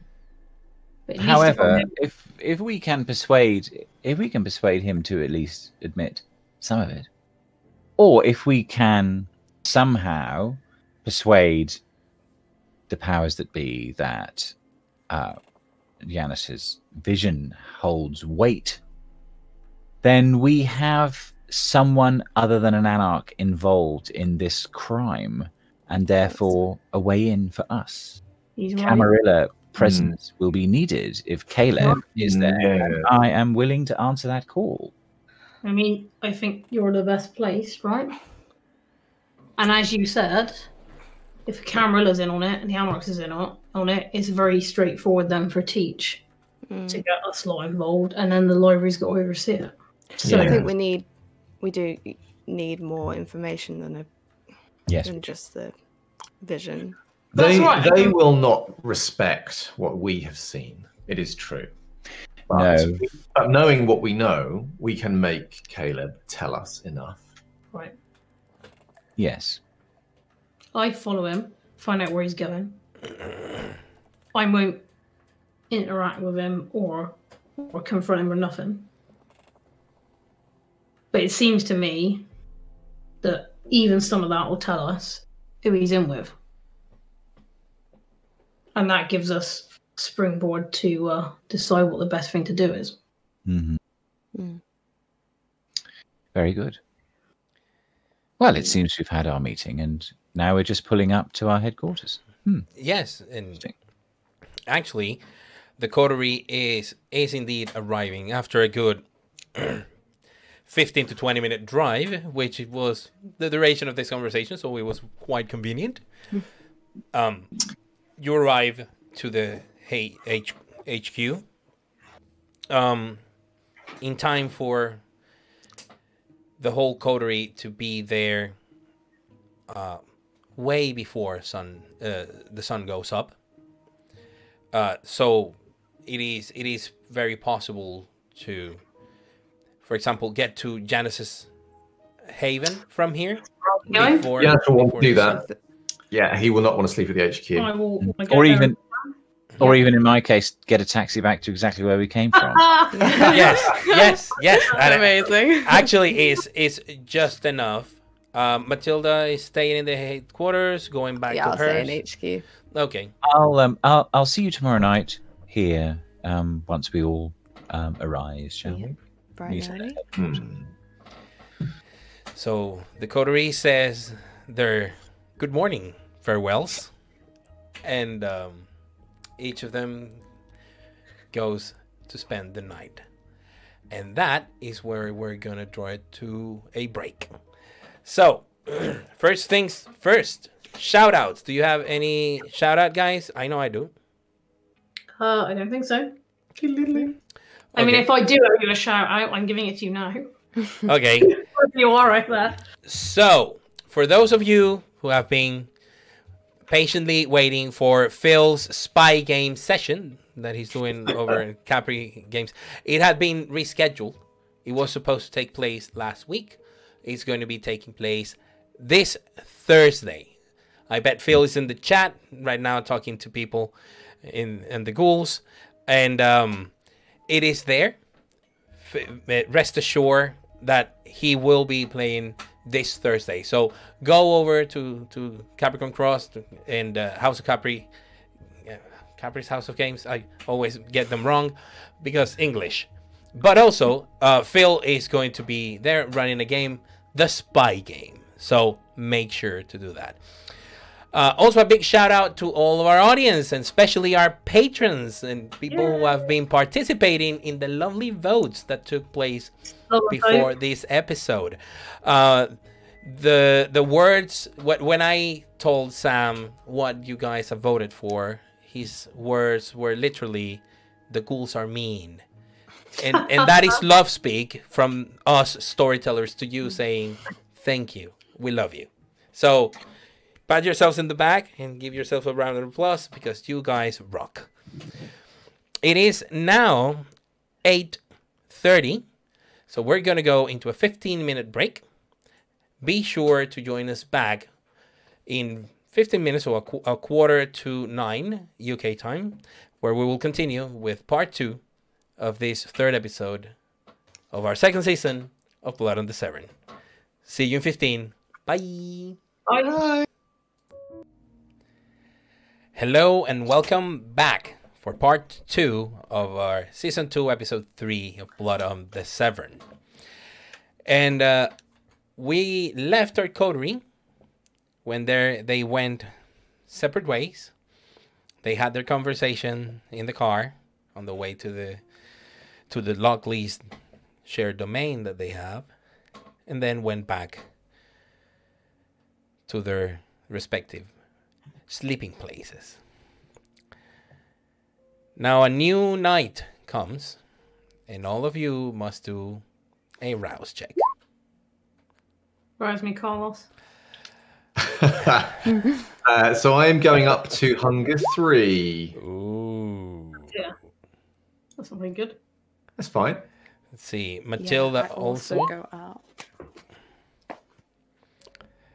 And Carl also goes up. and Nanjacel. Yes. Hungry vampires. Hungry vampires. So Nanjacel sits now at hunger 3. So let's do a recount. So it would be. Oh, I wasn't hungry. Nanjacel is at hunger 3. Janusz is at hunger 3 as well. Yeah. Carl. 3. Funny. Mute. 3. Showing with 3 fingers. 3. On the podcast. And Matilda, I believe you're in hunger 2. I'm on 2, yeah. Okay. So, let's start with Janusz. You wake up and you are hungry. Well, I will kind of slowly get myself ready for the day. I'll contemplate blood quite a lot. I mean, you used a lot last night. I did. Is Nanjacel? Yes, I think Nansel will want to talk to Janusz and will want also to eat in those things in no particular order. Okay. So she'll be around. Okay. Well, Janusz is not going to hunt or feed just yet, but he will be around if you want to talk to him. Okay. So I think probably then she will seek him out whenever they're awake. So it's assuming that she finds him in one of the communal areas. Yeah. She will say, "Have you got a minute to talk?" Yes, Nanjacel. Not here. Somewhere more private. Would you like to go for a walk? Out here. Out towards the river, perhaps. All right. Sounds good. So I'll get my stick and I will start making my way slowly out with Nanjacel. So whenever we get to a point where we're not in the earshot of any of the other people in the house, Yeah. I Janusz's domain has enough grounds. Yeah. For the dogs to run wild and everything. Yeah.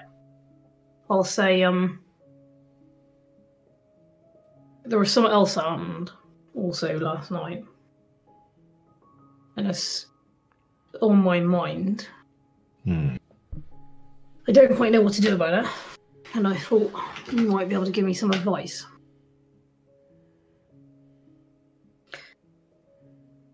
So we was taken up to Teacher's boat by Reuben. Don't know if you know him. Yes, I've heard the name. Yeah, well, I was going to say he ain't no much of consequence. But what I really mean is, I don't like him. But in as far as my clan goes, he's higher up the tree than I am. Anyways, it was his boat what took us down to Teach. Now,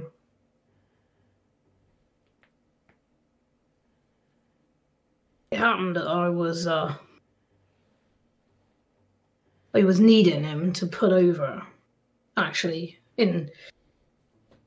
whilst he was on the way down there. Because remember that guy who threw the water in Carl's face? Well, I don't recall that. Oh well, it was a while ago. Anyway, some guy threw water in Carl's face, burned him. It was back about 5 years ago. Sorry, what Nanjacel might know is that Carl was burned, but not with holy water. Oh, sorry. Okay, understood. In which case, reverse that a tiny bit. And I'll say, it burned. Carl was burned. Some guy threw something in his face.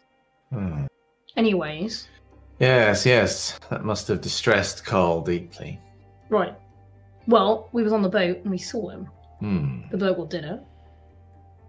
So, anyways, long story short, I had Reuben pull over. Carl sorted the guy out. But it meant Reuben and I ended up in a conversation about the church. Which church? Well, his church. And what church does Reuben adhere to? Well, it's a church of Set. It's another old god, I think. Yes, there are many old gods in Andrzej. Anyways, he wants me go down there. He says that I should be more concerned with spreading their word than all the stuff I've been doing with Children of Summer. Now, I don't want to do that, but I'm worried he might force the issue. Or he might take some other action. You're worried he will try and force you to serve Set. He's a slippery bastard, yeah. And I don't think it's outside of their prerogative. I mean, they'll tell you it's about belief or faith or spirituality, but it ain't about that. It's about doing what they want. I don't think he cares a toss how I feel about it. Wouldn't expect him to. But I don't want to bring trouble to your door, like. Well, trouble has found these doors before. I fear it will again. Is that your concern, Andrzej, that Reuben might cause trouble here? For it sounds to me like you are more concerned about more spiritual matters. No, that's straightforward. I don't have any care for this church of Set. It's not my bag. It hasn't given me the things I want. It's not part of who I am, except in of course it is, right? Because it's in my blood, like. Yeah. And I don't know what that means, right? In time going forward, you know. If that is something that gets stronger, or if I can't do anything about it, right? If I can't get rid of that from myself. Well, there are always things you can do, Andrzej. Like what? Well, if you are concerned about the hold another god might have over you. Yeah. And as you say, these things often come down to matters of blood. Right. You can still take these matters into your own hands, if you wish. How do I do that? I mean, seems to me like it's a perfect solution, right? But I don't know. I don't know how. Is there a right way to appeal? If you wish the favour of an old god, there are ways that one asks that favour from them. You are blessed, for you have already been given a message. Right. 2. Do you recall your trip to Cornwall? Right, yeah. Do you recall how that trip ended? Sure. You recall that you were given a body. Right. A gift. So that you might survive Right. and learn. Yeah. Do you not think it is time that you gave a gift back to Kapala? Yeah. You're right. You're right. Then that would be a lot of things. But it would at least show him where my loyalty lies. Yes. And if you gain his favour and you have his protection, then you will not need to fear Set, or any of the other old gods for that matter. And the equinox is coming. Yes, yes. So there's a perfect chance. Yes, the equinox is a powerful time, though it is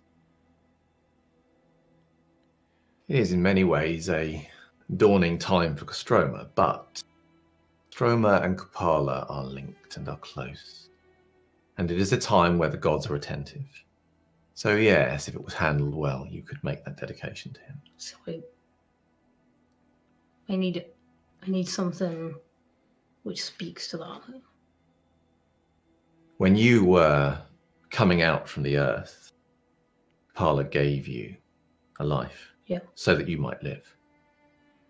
So it would seem to me that to speak to Kupala, who dwells within the earth, you must go back to the earth with a life to give him.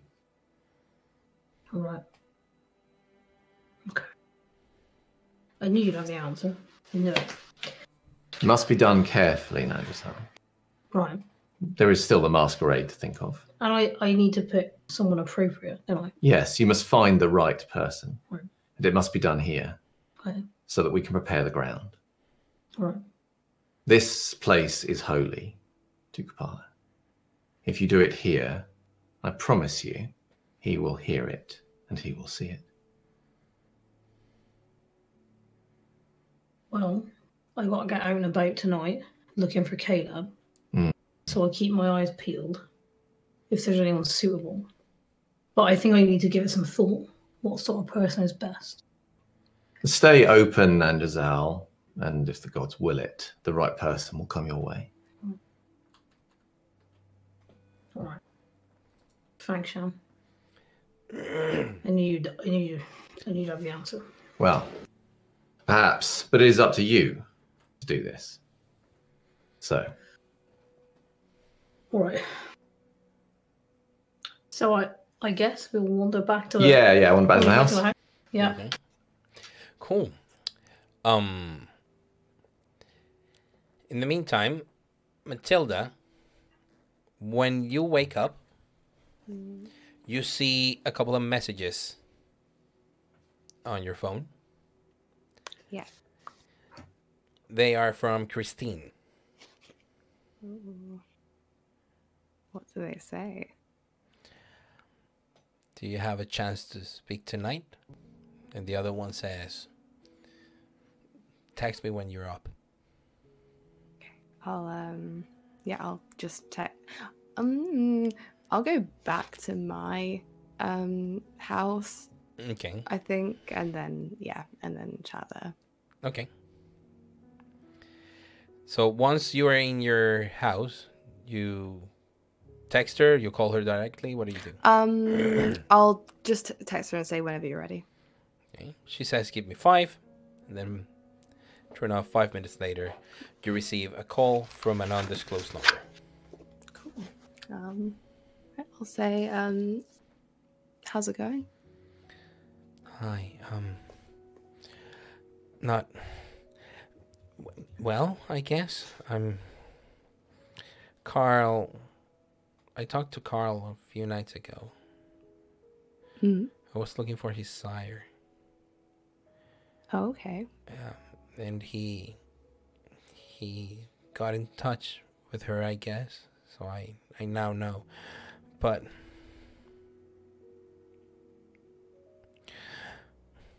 I understand you didn't want to betray my brother's trust, Matilda, but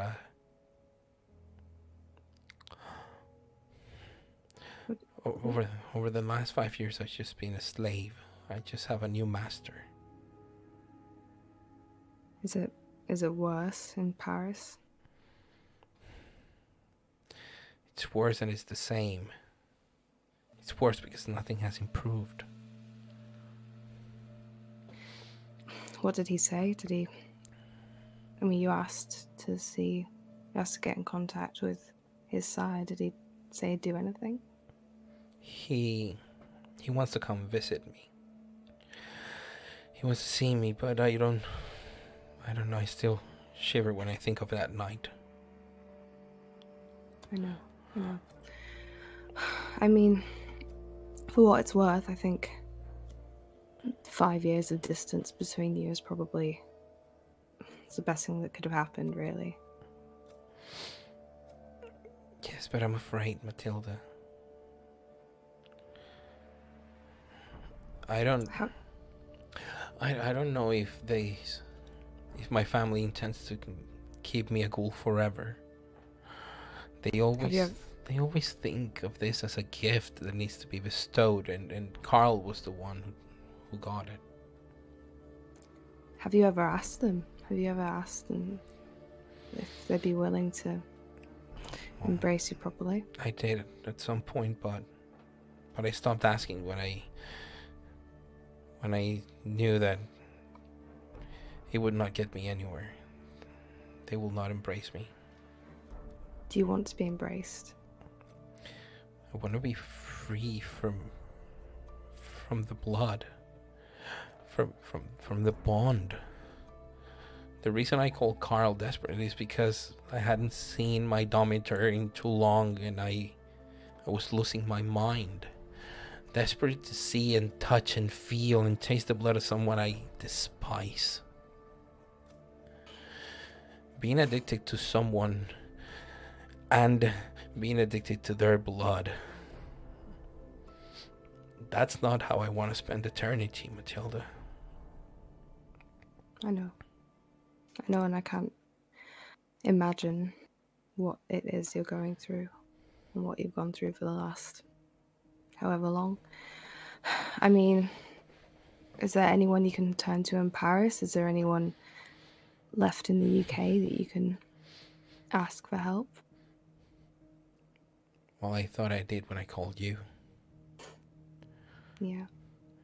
The Camarilla here in Paris are strong. They've been here for centuries. The Toreador especially, they hold all of France. The courts of love, they called them back in the day. That sounds insidious. Tell me about it. But I know. I'm calling you because I know I have done everything I need. I have checked all the finances and all the assets of my family, and I have made all the preemptive, arrangements.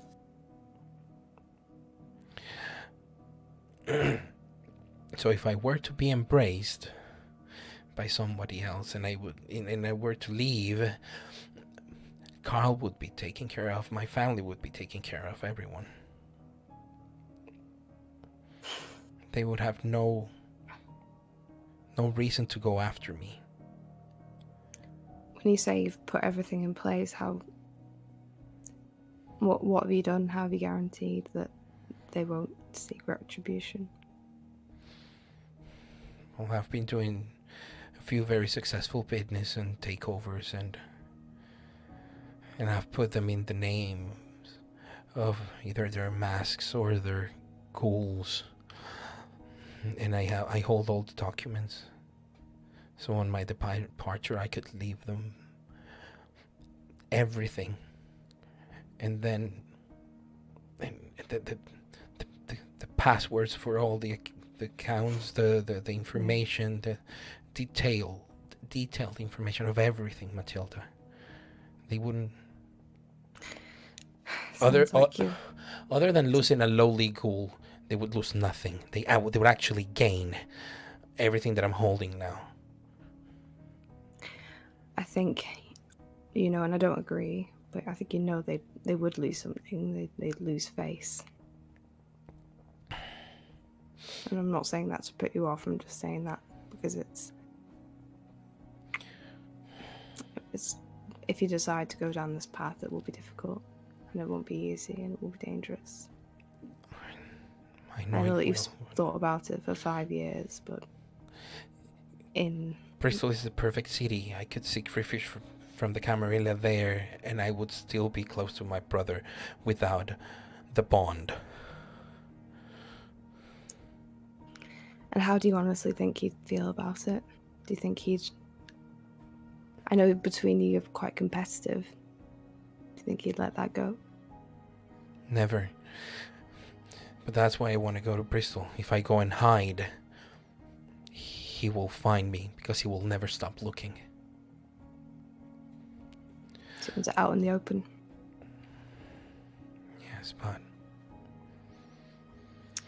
Well, things are complicated in Bristol at the moment. We've had another death, another It's difficult, but if it's the right thing for you, then I think you should. You don't sound very happy right now, Christine, and I think you should do whatever you feel is right. That's why I'm calling you. Because I want to ask you again what I asked of you 5 years ago. Would you embrace me, Matilda?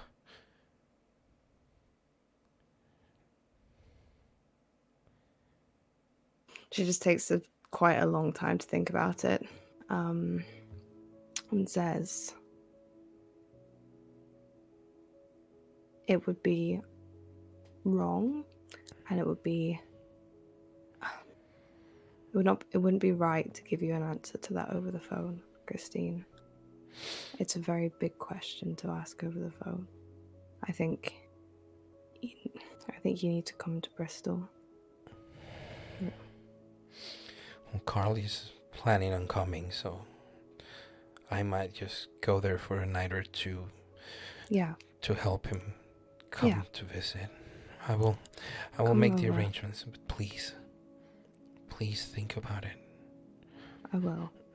I don't want to be crying myself to sleep because I cannot be next to the person who treats me like a teapot or cutlery. I'm disposable, Christine. You're not disposable. I am to them. Make the arrangements and come over, okay? Thank you. Okay. All right. Take care. Bye. And that was a difficult call to have for Matilda. Carl, you mentioned that you are in Hunger 3, aren't you not? Yes. Carl awakens, and he still has the sanguinity in his blood. Yes, he does. And as he was awakening, a song came to him. He doesn't know what he's going to do with it, but it goes like this. Haul away, boys, haul away. There's bodies on the end of these chains. 4 fathoms deep in the silt they do lay, but they will no longer remain. For if you cross the captain, you're thrown overboard. Your crimes may be full, fell, or slight. And there in the river as death you'll be moored for many 100 of nights. So haul away, boys, haul away. There's bodies on the end of these chains. 4 fathoms deep in the silt they do lay, but they will no longer remain. Obey your captain, boys, obey his command, or you'll be set for a watery grave. Obey if you want to be part of his band, or the icy water you'll brave.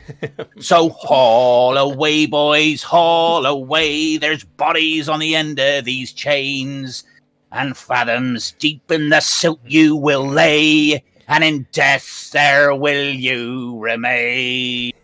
No. Okay, so what is Carl doing as he's singing along this sort of like sea shanty on the streets of Bristol, which is not an odd thing because there's quite a few people, you know, maritime life in Bristol is quite big, and there is a lot of people from the Navy stationed here. Not that there is a naval station, but Bristol is a historically, you know, maritime place. A lot of merchant, you know, sailors. So it's normal to hear from time to time an odd sea shanty, you know, being sang by drunkards. Yeah, well, I mean, that's why, I mean, Carl's just obviously soaked up the events of last night, but also living where he is pretty much below the water table, right down by the waterfront. It's just kind of seeped into him. And he wakes up and he still feels good. But he feels a thinness in his veins and knows he has to feed. So he will, on the way out, he will take his point of herd from the locals, but he still needs to feed a little more. Okay, so he can very easily slake 1 from his herd, dropping him to 2 will you be hunting to? But yes, he will hunt.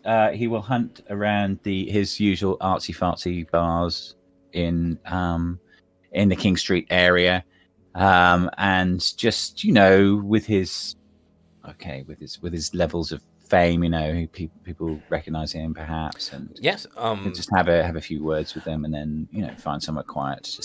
I think it would be a fairly straightforward role. You're low enough in blood, and you have a little bit of time to do this in the beginning of the evening. So I would say it would be a charisma plus, either persuasion or subterfuge, whichever approach you feel. He'll be persuading them. Okay, charisma plus persuasion, and add one die as a bonus for your fame, because you're going to be right there in the scene where people know you, so you're more likely to be approached. So that counts as a benefit.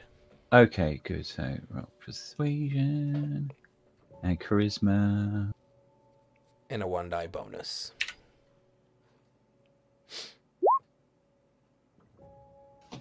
Okay, that's 4 successes. That is enough.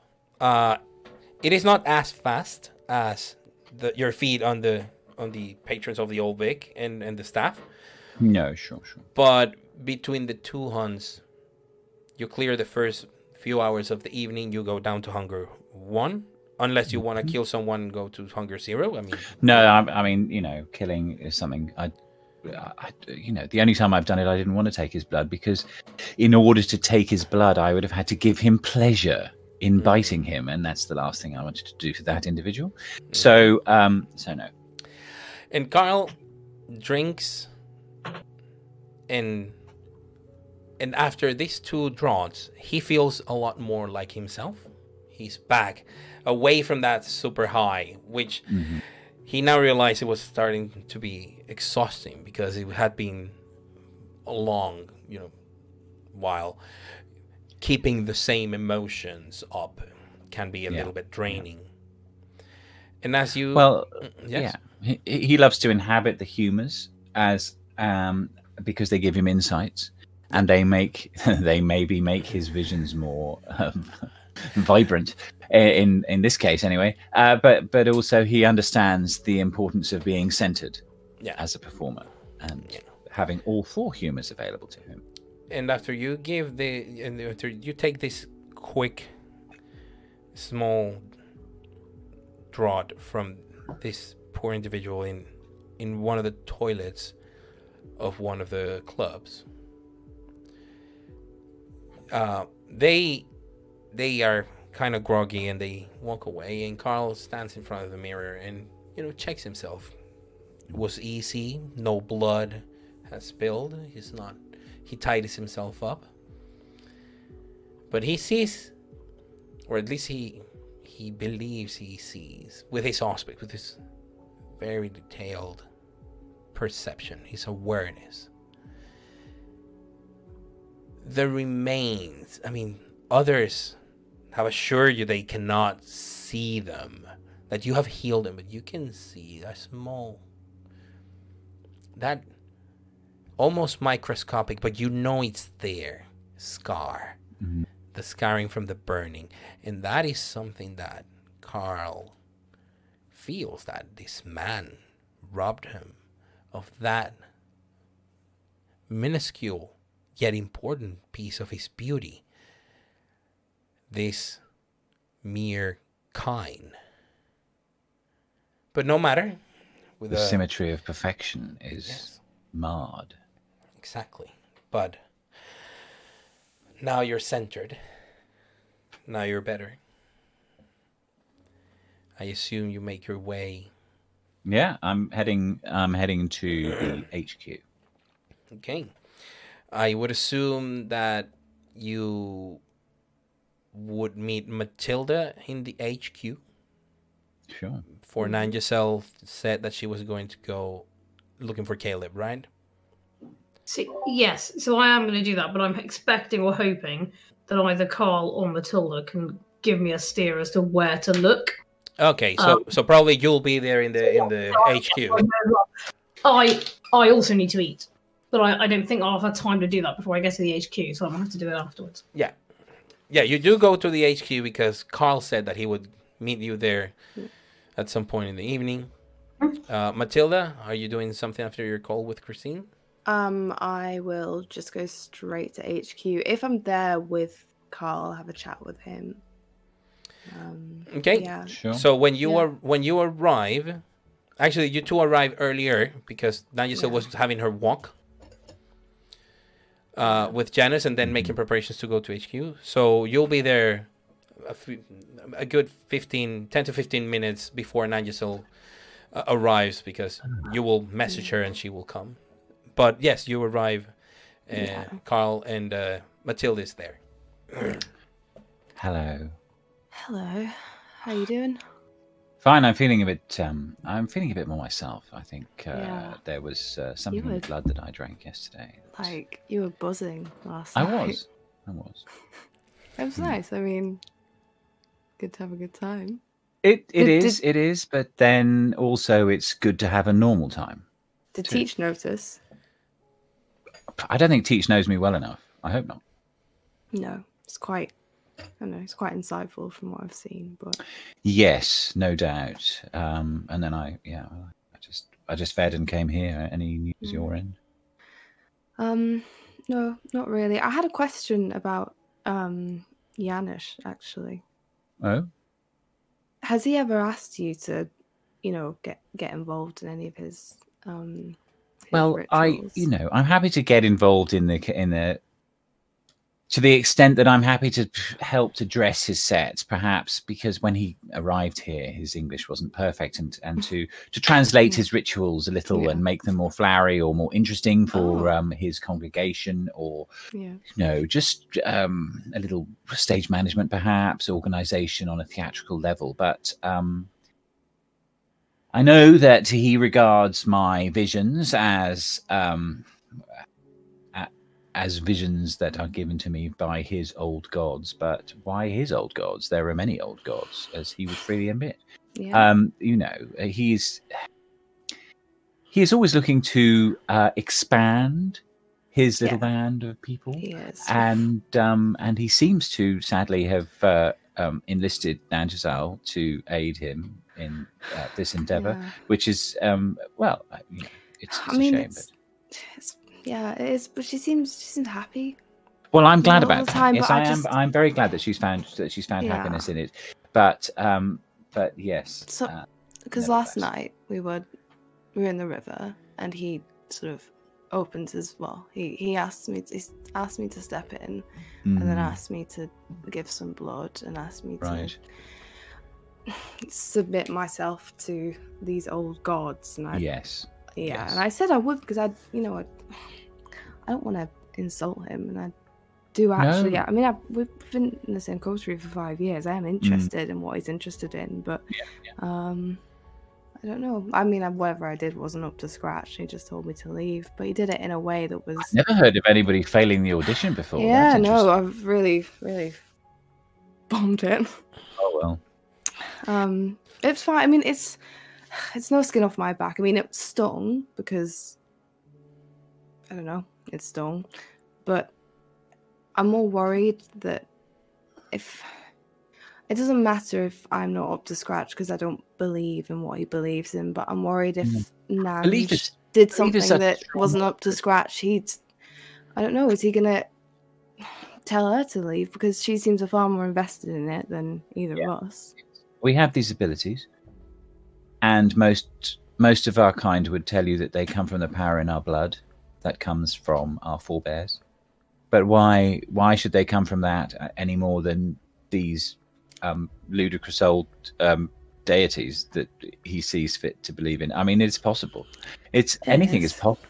But to me, they happen. They are part of us, and beyond that, I have little interest in finding out why, and I have no interest in subscribing only to one explanation.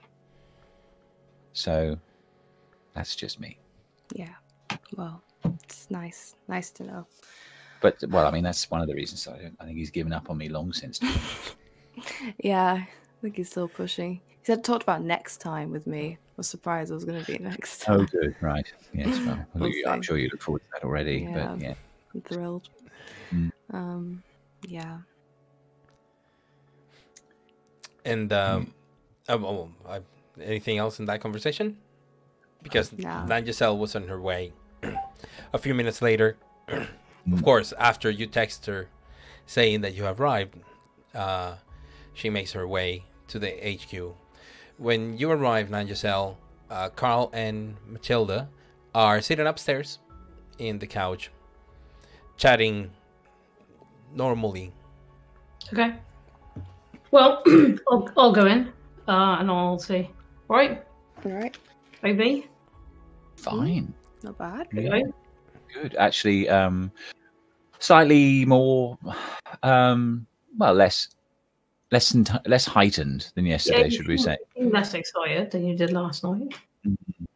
Yeah. It's good though. I mean, it seemed like you was having a good time, but nonetheless, it's good to have the old Carl back, isn't it? Well, I hope so. Yeah. Caleb, however. Right, Caleb. I thought I don't know which one of you knows him better, but I wondered if I know. you could put me on to whereabouts I might find him. Yeah, I mean, I know where his size house is. I know where he spends. Well, I know where Carl will know as well. Where his sire is. Yeah. Well, I mean, he's often at court, or he's in. Yes. Clifton Sebastian's Village. hand. Clifton Village. Clifton Village, oh, right. Real posh. It might be best. I mean, it Bougie. it might be best if I took you there, as Oh, it is our shrinking territory up that way, and perhaps my person before you became harder to see might be useful. I don't know what you think. No, I reckon so. If Don't want to cause any trouble that might get us in a fix. No, I think best not. I think we're asking for a whole lick of trouble to come down on our heads by investigating what we want to investigate. So let's not add to it. Right. Probably best if I don't come with you then. I think yes, Camarilla territory and Matilda Wells in general. Yeah. But if you do, so you're gonna tail him, right? And then come back here, and we're gonna talk about it, and then potentially ask him to come back. And I ain't gonna, confront him or nothing. Also, I got to leave before I go. Yeah.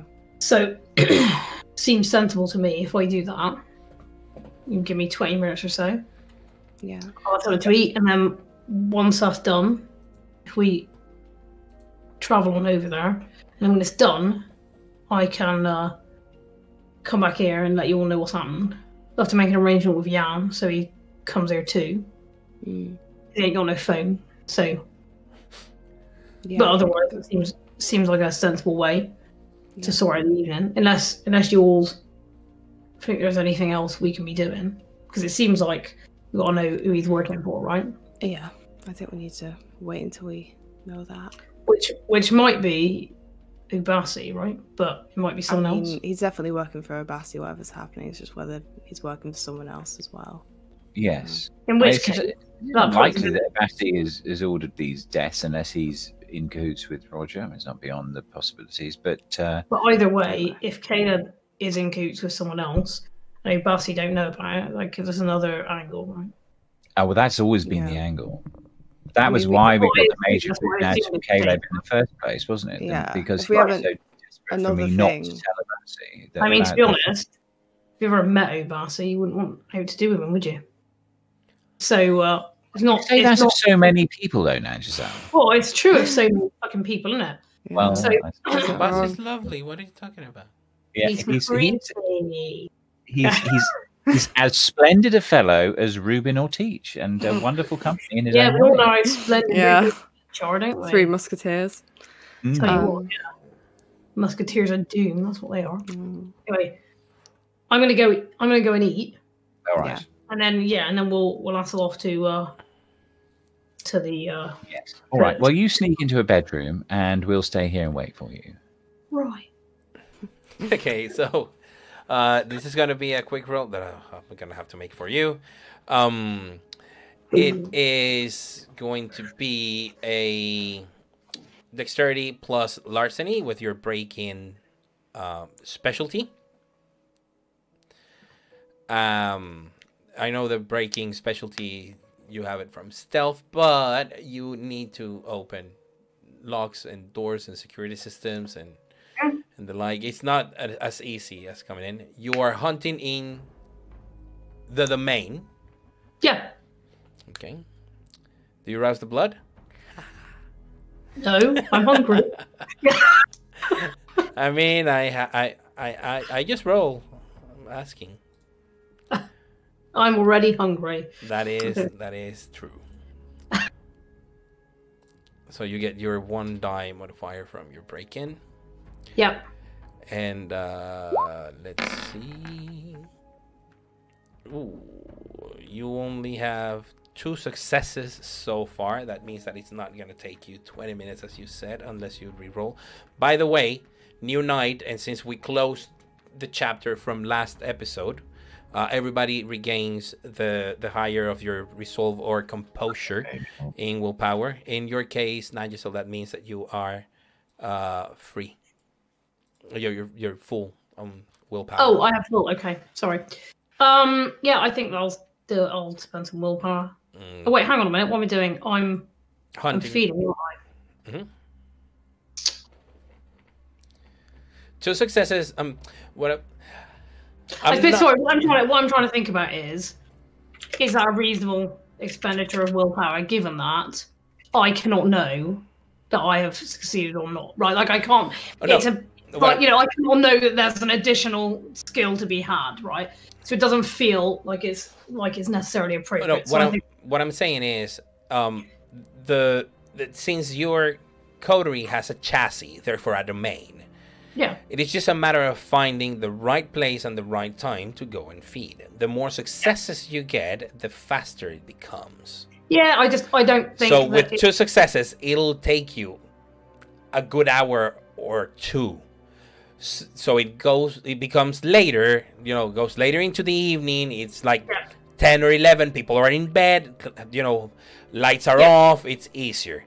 More successes would have meant that you would have come across something faster. Expenditure of willpower would have been an extra effort, seeing that you're taking a lot of time and you want to rush it. I think that I just don't feel like willpower should affect that. So I won't spend it. Okay. So at some point I would imagine the rest get impatient. But let's go to another area of the domain where a certain Shemitze is residing. So how many nights is it until the solstice? 4. 4. Okay, fine. So I am going to collect my stake, and I am going to go out to the woods. Mm-hmm. And then when I'm there, I'm going to prick my palm and wait for the blood to begin to evaporate up into the air. Okay. And then I'll whisper into the blood as it goes, Evelina, come to the hanging tree. All right. Since you're in your haven, no need for a rouse. And a few minutes later, you can see the shape of someone approaching the area.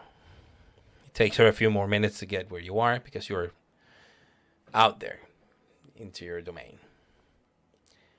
Evelina looks kindred. She looks pale. She is wringing her hands. She has a small apron. You see a slightly stained, probably with things that she'd been preparing or cooking for the future festivities. She has some flour in her face, and her hair is a little bit of a mess, tied in a loose ponytail. It's like, Janusz, you called for me? Yes. I've been thinking about your actions a few nights ago. You know that in the old stories, there are many that talk about the fate of those that lie to those above them, those they serve. I didn't mean to. I was afraid you would be angry at Zane.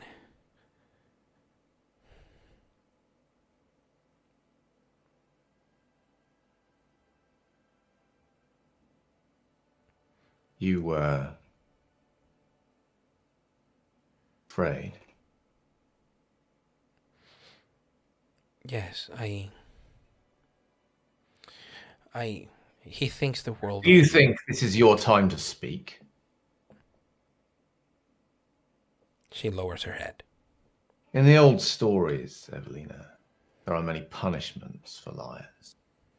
Sometimes their tongue is pierced and split. In others, it is removed entirely.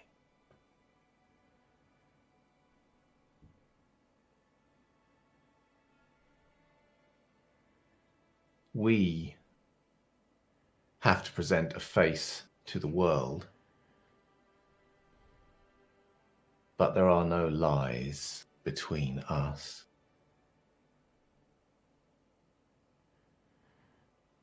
You break a sacred trust when you lie to me. Do you think that Zane is more important than that? No. It isn't. Do you think it is your place to judge when I will or will not get angry? To assume? Do you think you know me? No. No. I do not. No, you do not. But do you have faith in me, Evelina? Yes. Ever since I was a little girl, all I could remember were my grandmother's stories of you and the miracle. My faith, I would never lie about my faith, Janusz. No. And I choose to believe that you would not lie to me, for if you had lied to me, then you know that I would have to do something to punish you. And so you did not lie to me, Evelina. You spoke the truth. She looks at you confused and puzzled. There is no relationship between you and Zane. It is as you said. She purses her lips and silently nods. And let that truth stand between us for a year.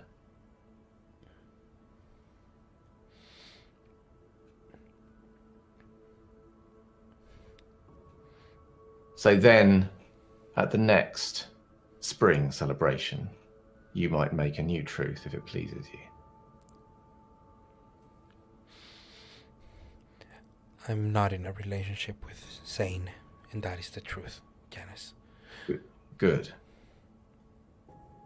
Now go. Yes. And she starts walking at a very fast pace, not wanting to run into a stride, but eventually she does, as her frightened figure disappears into the house. It's been a couple of hours, well, about an hour and a half. I imagine that at previous points you would have sent text messages to Janusz, Matilda. Where are you? First reply, told you I'm having something to eat. Yeah. Like, how much? A fucking buffet? Try to text back. I'm hungry. All right. I'll give an estimated Yeah, time. I'll go. Yeah, it's like another 45 minutes, and 45 minutes pass. Yeah. It's like almost there. And then eventually she comes back. It's around, right now it is around 11 going on. Excellent. I think I've written nearly a chapter of my novel, latest one, Nanj. That's good news. But I suppose we should be off now. Yeah, let's go. Yeah, am I dropping you off at the border of like Clifton then, and then you're gonna walk? We can get a cab if you prefer. So. Takes all the way. Yeah, well, maybe we get a cab, right? Because then we can go all the way in. Yeah, might be easier. As long as I'm with Carl. Yeah. Don't let me stop you writing your book though. We're just in the back of the car. No. Ideas swimming around my head always, ready to be injected into the page anytime, and that's what just happened. Although feeling rather nautical still, but that'll pass. Well, you've got car sick riding in the car. Be careful. Yes, car sick, seasick. I mean, really, what's the difference? We don't feel either, so.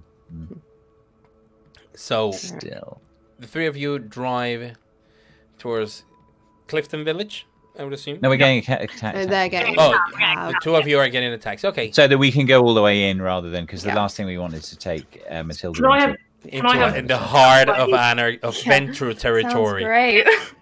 Can I have in some way gone and got word to Janusz to meet us back at the HQ at whatever time? Yes. So that I can give the information to everybody. Yeah. Yeah, you could have said before the end of the evening, so around 3:30, Janusz might go there. So the two of you take a taxi. So I'm gonna ask Carl to do. So you're trying to identify where Caleb is. You're helping Nigel. I'm looking for him. I'm scavenging around and finding out where he is from whoever is around, so that then when we find him, she can follow him. Okay, so I'm gonna ask you to. Oh no, you have status 2 with the Camarilla, right? You're a master of rebels. No need for you to roll. It's fairly simple for the master of rebels to get information of the comings and goings of this a very posh area, which is Ventru / Toreador, but like the high creme de la creme of the Camarilla territory. Yes, you managed to identify the place where he should be. Is a place called the White Lion, and it's next. It is actually overlooking the river and the bridge, Clifton Suspension Bridge. Well, it has a beer garden and a sitting area on the back. Well, I think that's fine. I mean, I just in that case, I will turn to Nanjazal when I've discovered this information, and I will say, well, perhaps I'll go in with you, and then I'm not going in there. I'm gonna wait till he leaves, aren't I? Right. I mean, well, maybe I can spook him out. Maybe. How does that sound? Maybe you go in there on your own. Yeah. I'll hang around outside, whereas no one can see me. I'll have a look for him, and then I'll follow him when he leaves. Okay. So I will, for the sake of clarity, hide myself away somewhere. I'll be obfuscating. My intention is to follow him when he leaves at a safe-ish distance. Are you using unseen passage? Yep. So what's the other thing? What's the one that makes me quiet as well? And Silence of Death. Yeah. Yeah, but unseen passage requires a rouse check. Okay. Do that then. That you pass. So. Yep. You remain at Hunger 1, and you obfuscate yourself. Yep. Also, you're in a normally hidden place. So. Yes. Yeah. Like a. And Carl is going into the White Lion, or is he going back to? I'm going into the White Lion to see who's there, who I know. There is quite a few people from the Camarilla, of course. This is definitely sort of a place where a few of the Toreador and the Ventru would would meet in time to How come. splendid to be in the territory of like-minded individuals and not scratching around with those, with the mongrels with whom I am forced to live in my normal, benighted existence, I say to them. Not meaning a word of it, of course, but nevertheless trying to curry favour. You see a few. You see Caleb.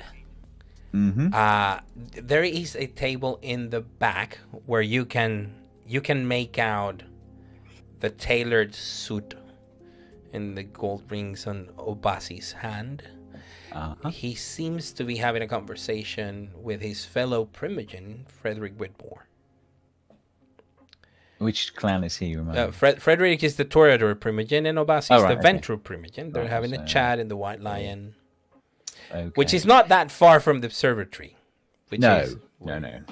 Okay, well, that's fine. I will, yes. But anyway, I'll just talk to anyone and everyone and gradually work my way towards Caleb.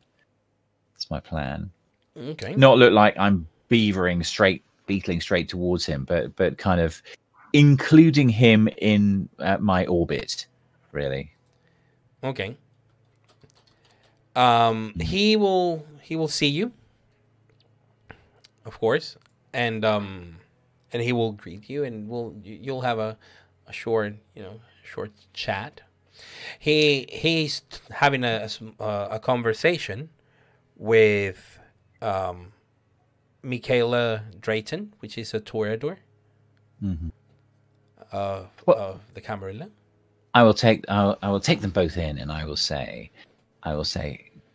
how wonderful to see you both. How splendid. It's been a long while, Carl. You rarely come to these places anymore. Spending a lot of time in Lockleys. Living as I do with the waifs and strays, I was given responsibilities, Caleb, as you know, Caleb, and I take them seriously. I think we all do in these difficult times for our sect.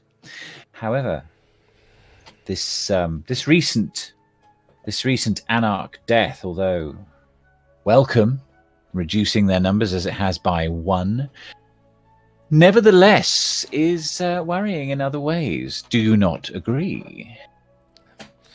Michaela says, they are beasts. If they're killing each other... But are they? Are they indeed? Yes, because this death, Caleb, it has remarkable similarities to that of the poor Gareth who died 5 years ago. And Michaela brings a hand to her chest and says, poor Gareth. Indeed.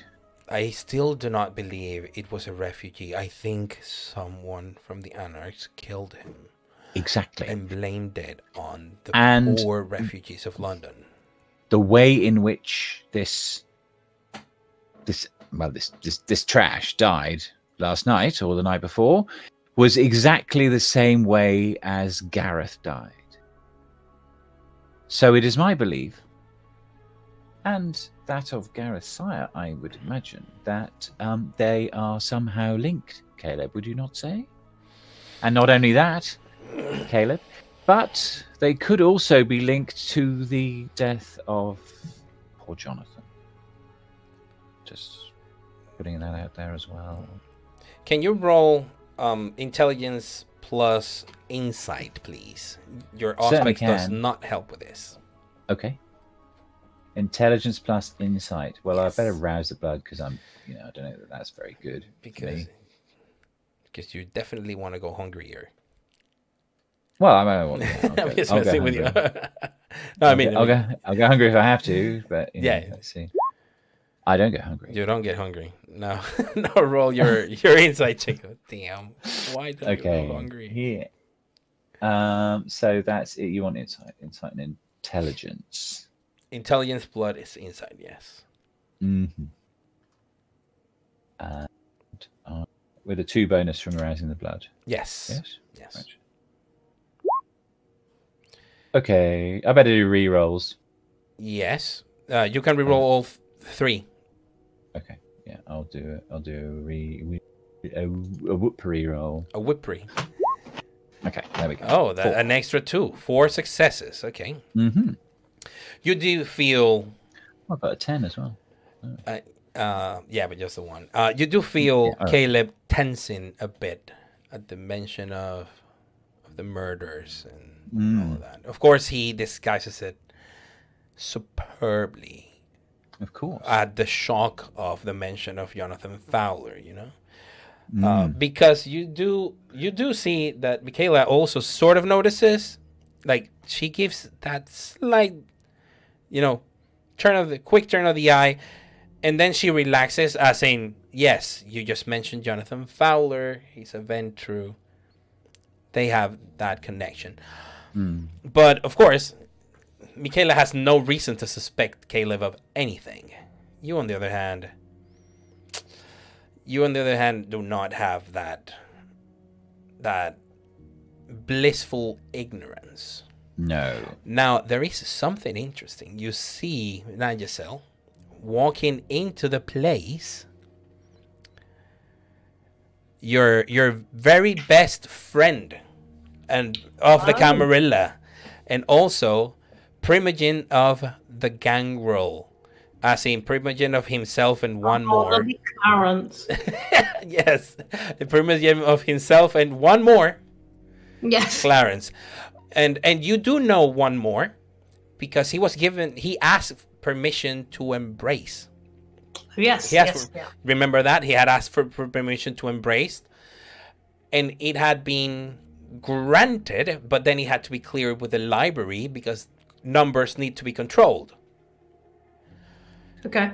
And now that there's been a death in the city, a slot was opened, and you see Clarence leading someone into the White Lion with him, who look kind of hesitant. But is this person a mortal? I can't. They seem to be a mortal who don't know how to be mortal anymore. You can recognize the fledgling on them. Okay. Yes. Right. Okay. Okay. Fine. Well, I will take a note of a fine man, probably also in his 30s, in sort of a similar cut, like socially speaking, and the mannerisms as Clarence. So he's a man of high society. One of the Ventrus. Okay. Well, no, they're both Gangrel. They are both Gangrel, but they feel like they want to be Ventrus. Sometimes. So, but okay. Well, I will take note of that. And I will. I'll stay where I am. I won't interrupt them or anything. But it is an interesting piece of information. Okay. Carl, you also notice additional people. Right. That start arriving. Clarence. Well, before that happens, I will say to Caleb, or as it's happening, I mean, just to finish the conversation, I will say to Caleb, don't you think, Caleb, it would be important for us of the Camarilla to be involved in this investigation? I think you would agree, Michaela, that these 3 deaths, if they are indeed linked, the last thing we need to do is to have the scum investigating their own scum deaths when they could be related to the poor, besainted Gareth. Could be, but the problem is, well, gladly, the killer of Jonathan has been found and punished. But Gareth's death, and he turns to Michaela. Gareth, he was not a Camarilla, a member of the Camarilla, but he never went against us. He was neutral. He was autarkis. And he was your friend, and he points at the both of you. He was. But if there needs to be a clear, undisputable link between the deaths for us to take part in this. Because much as I loathe to say it, it is very evident that what happened was the death of an anarch in anarch territory, with no crossing of any boundaries, no parties of any other faction involved. No. This is something that the anarchs will want to investigate themselves and keep to themselves, and the only way it will come out if it's culprit is from outside any of the factions, for then they will have to secure the assistance of the library. Indeed. For the library will use the Accords to convene a jury and a trial. But the investigation will be done by the Anarchs, and I... But what if the body was not, or this individual, Scott, was not killed on Anak territory, but somewhere else, and then taken to Anak territory, perhaps? Well, then he would have to dumped be by a member, perhaps even of the Camarilla, on Anak territory. And he looks at you, and he smiles. But there is a slight pause and says, I wouldn't speak ill of our clan, especially not tonight, Carl, because, you see, tonight is a most auspicious night. I realize it. I realize the auspicity of it. However, and I'm not casting aspersions on any of us, for it is the death of an Anak, and which of us would not wish to slay one of their kind if one offered the chance, after all. Well, if there was such a thing, and it would get to the ears of the library, then I would probably guess that the pressure on the Anarchs might lead to them taking the help and the aid of the other factions in investigating, or perhaps now that seeing that multi-faction coteries have somewhat been effective in no small part, thanks to you, Carl, there might be an investigative coterie that is formed, multi-faction, precisely for this purpose. But I digress.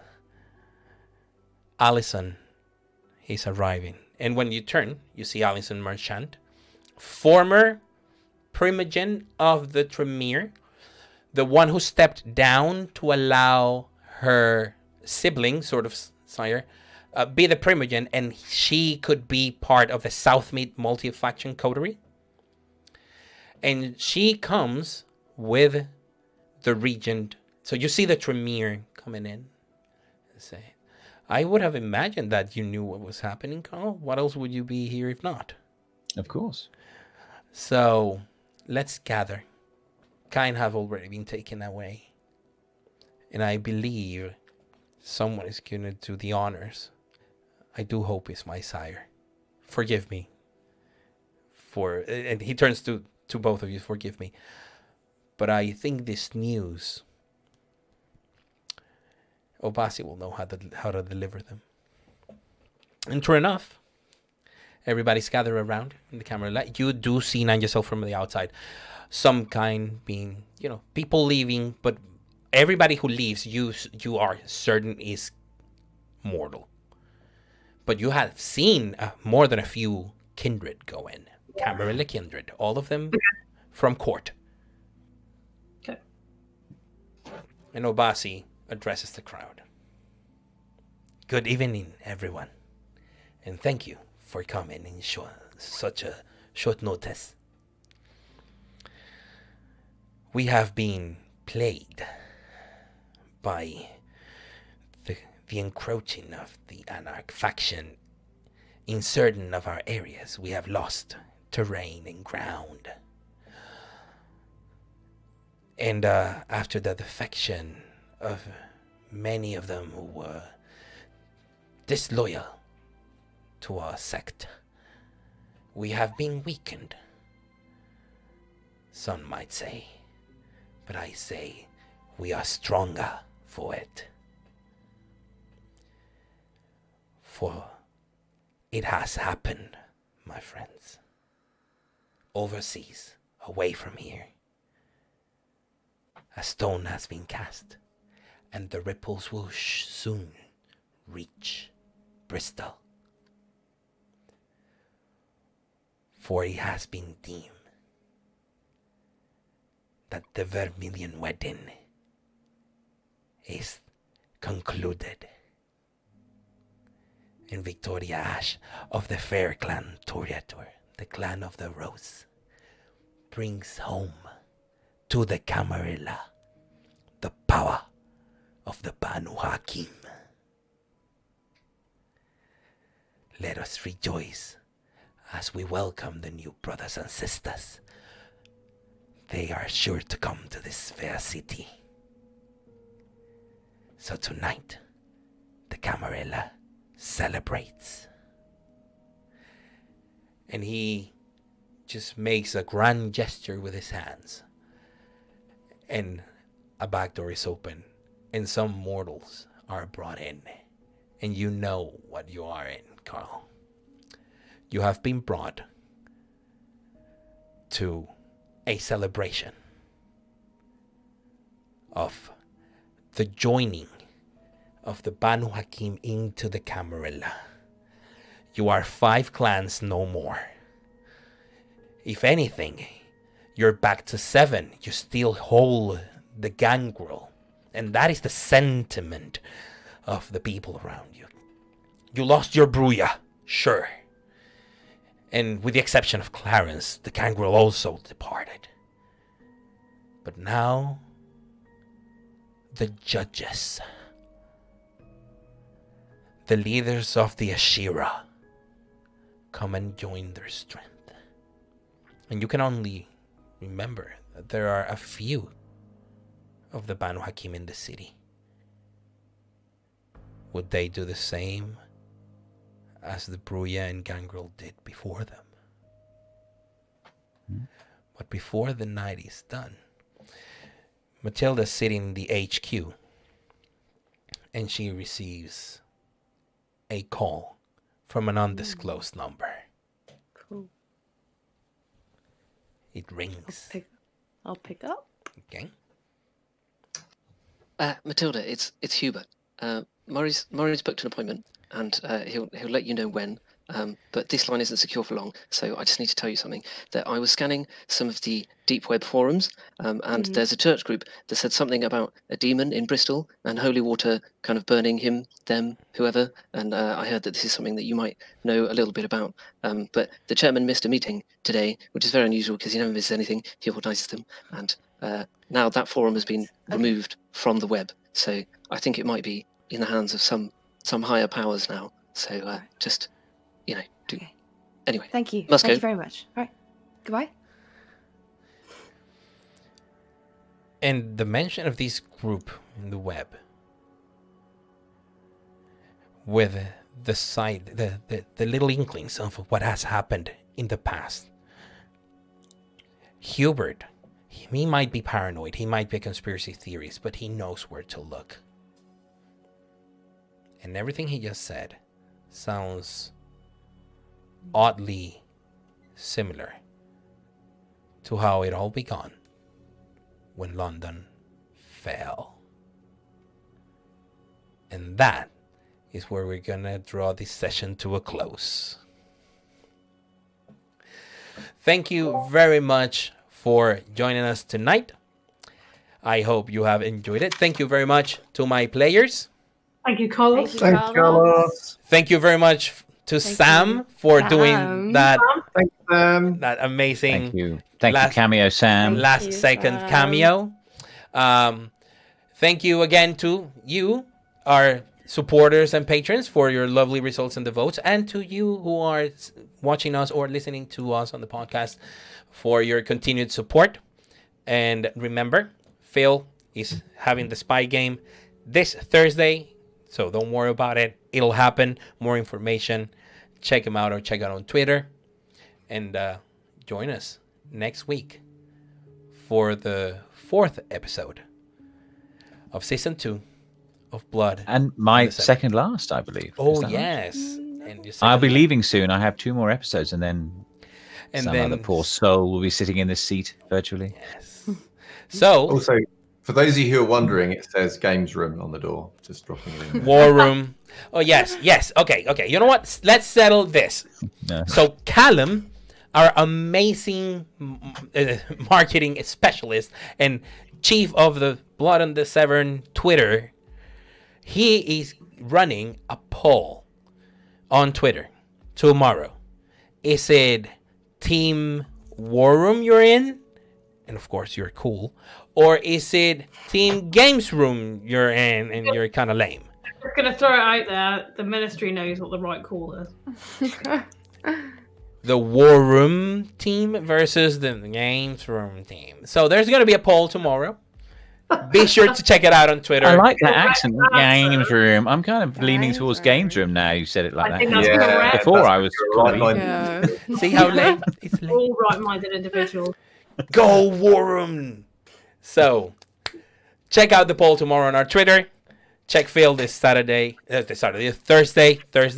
on his spy By the way, game. if I don't win, it's not definitive. Fact. Sorry? If I don't win, it's not the definitive answer. Yeah. No. Only if War Room is selected, we can settle this matter. I think. Come next week. Thanks to everybody. Thanks to my players. Thanks to Sam. And we will see you next Monday. Until then, bye. Bye. Bye.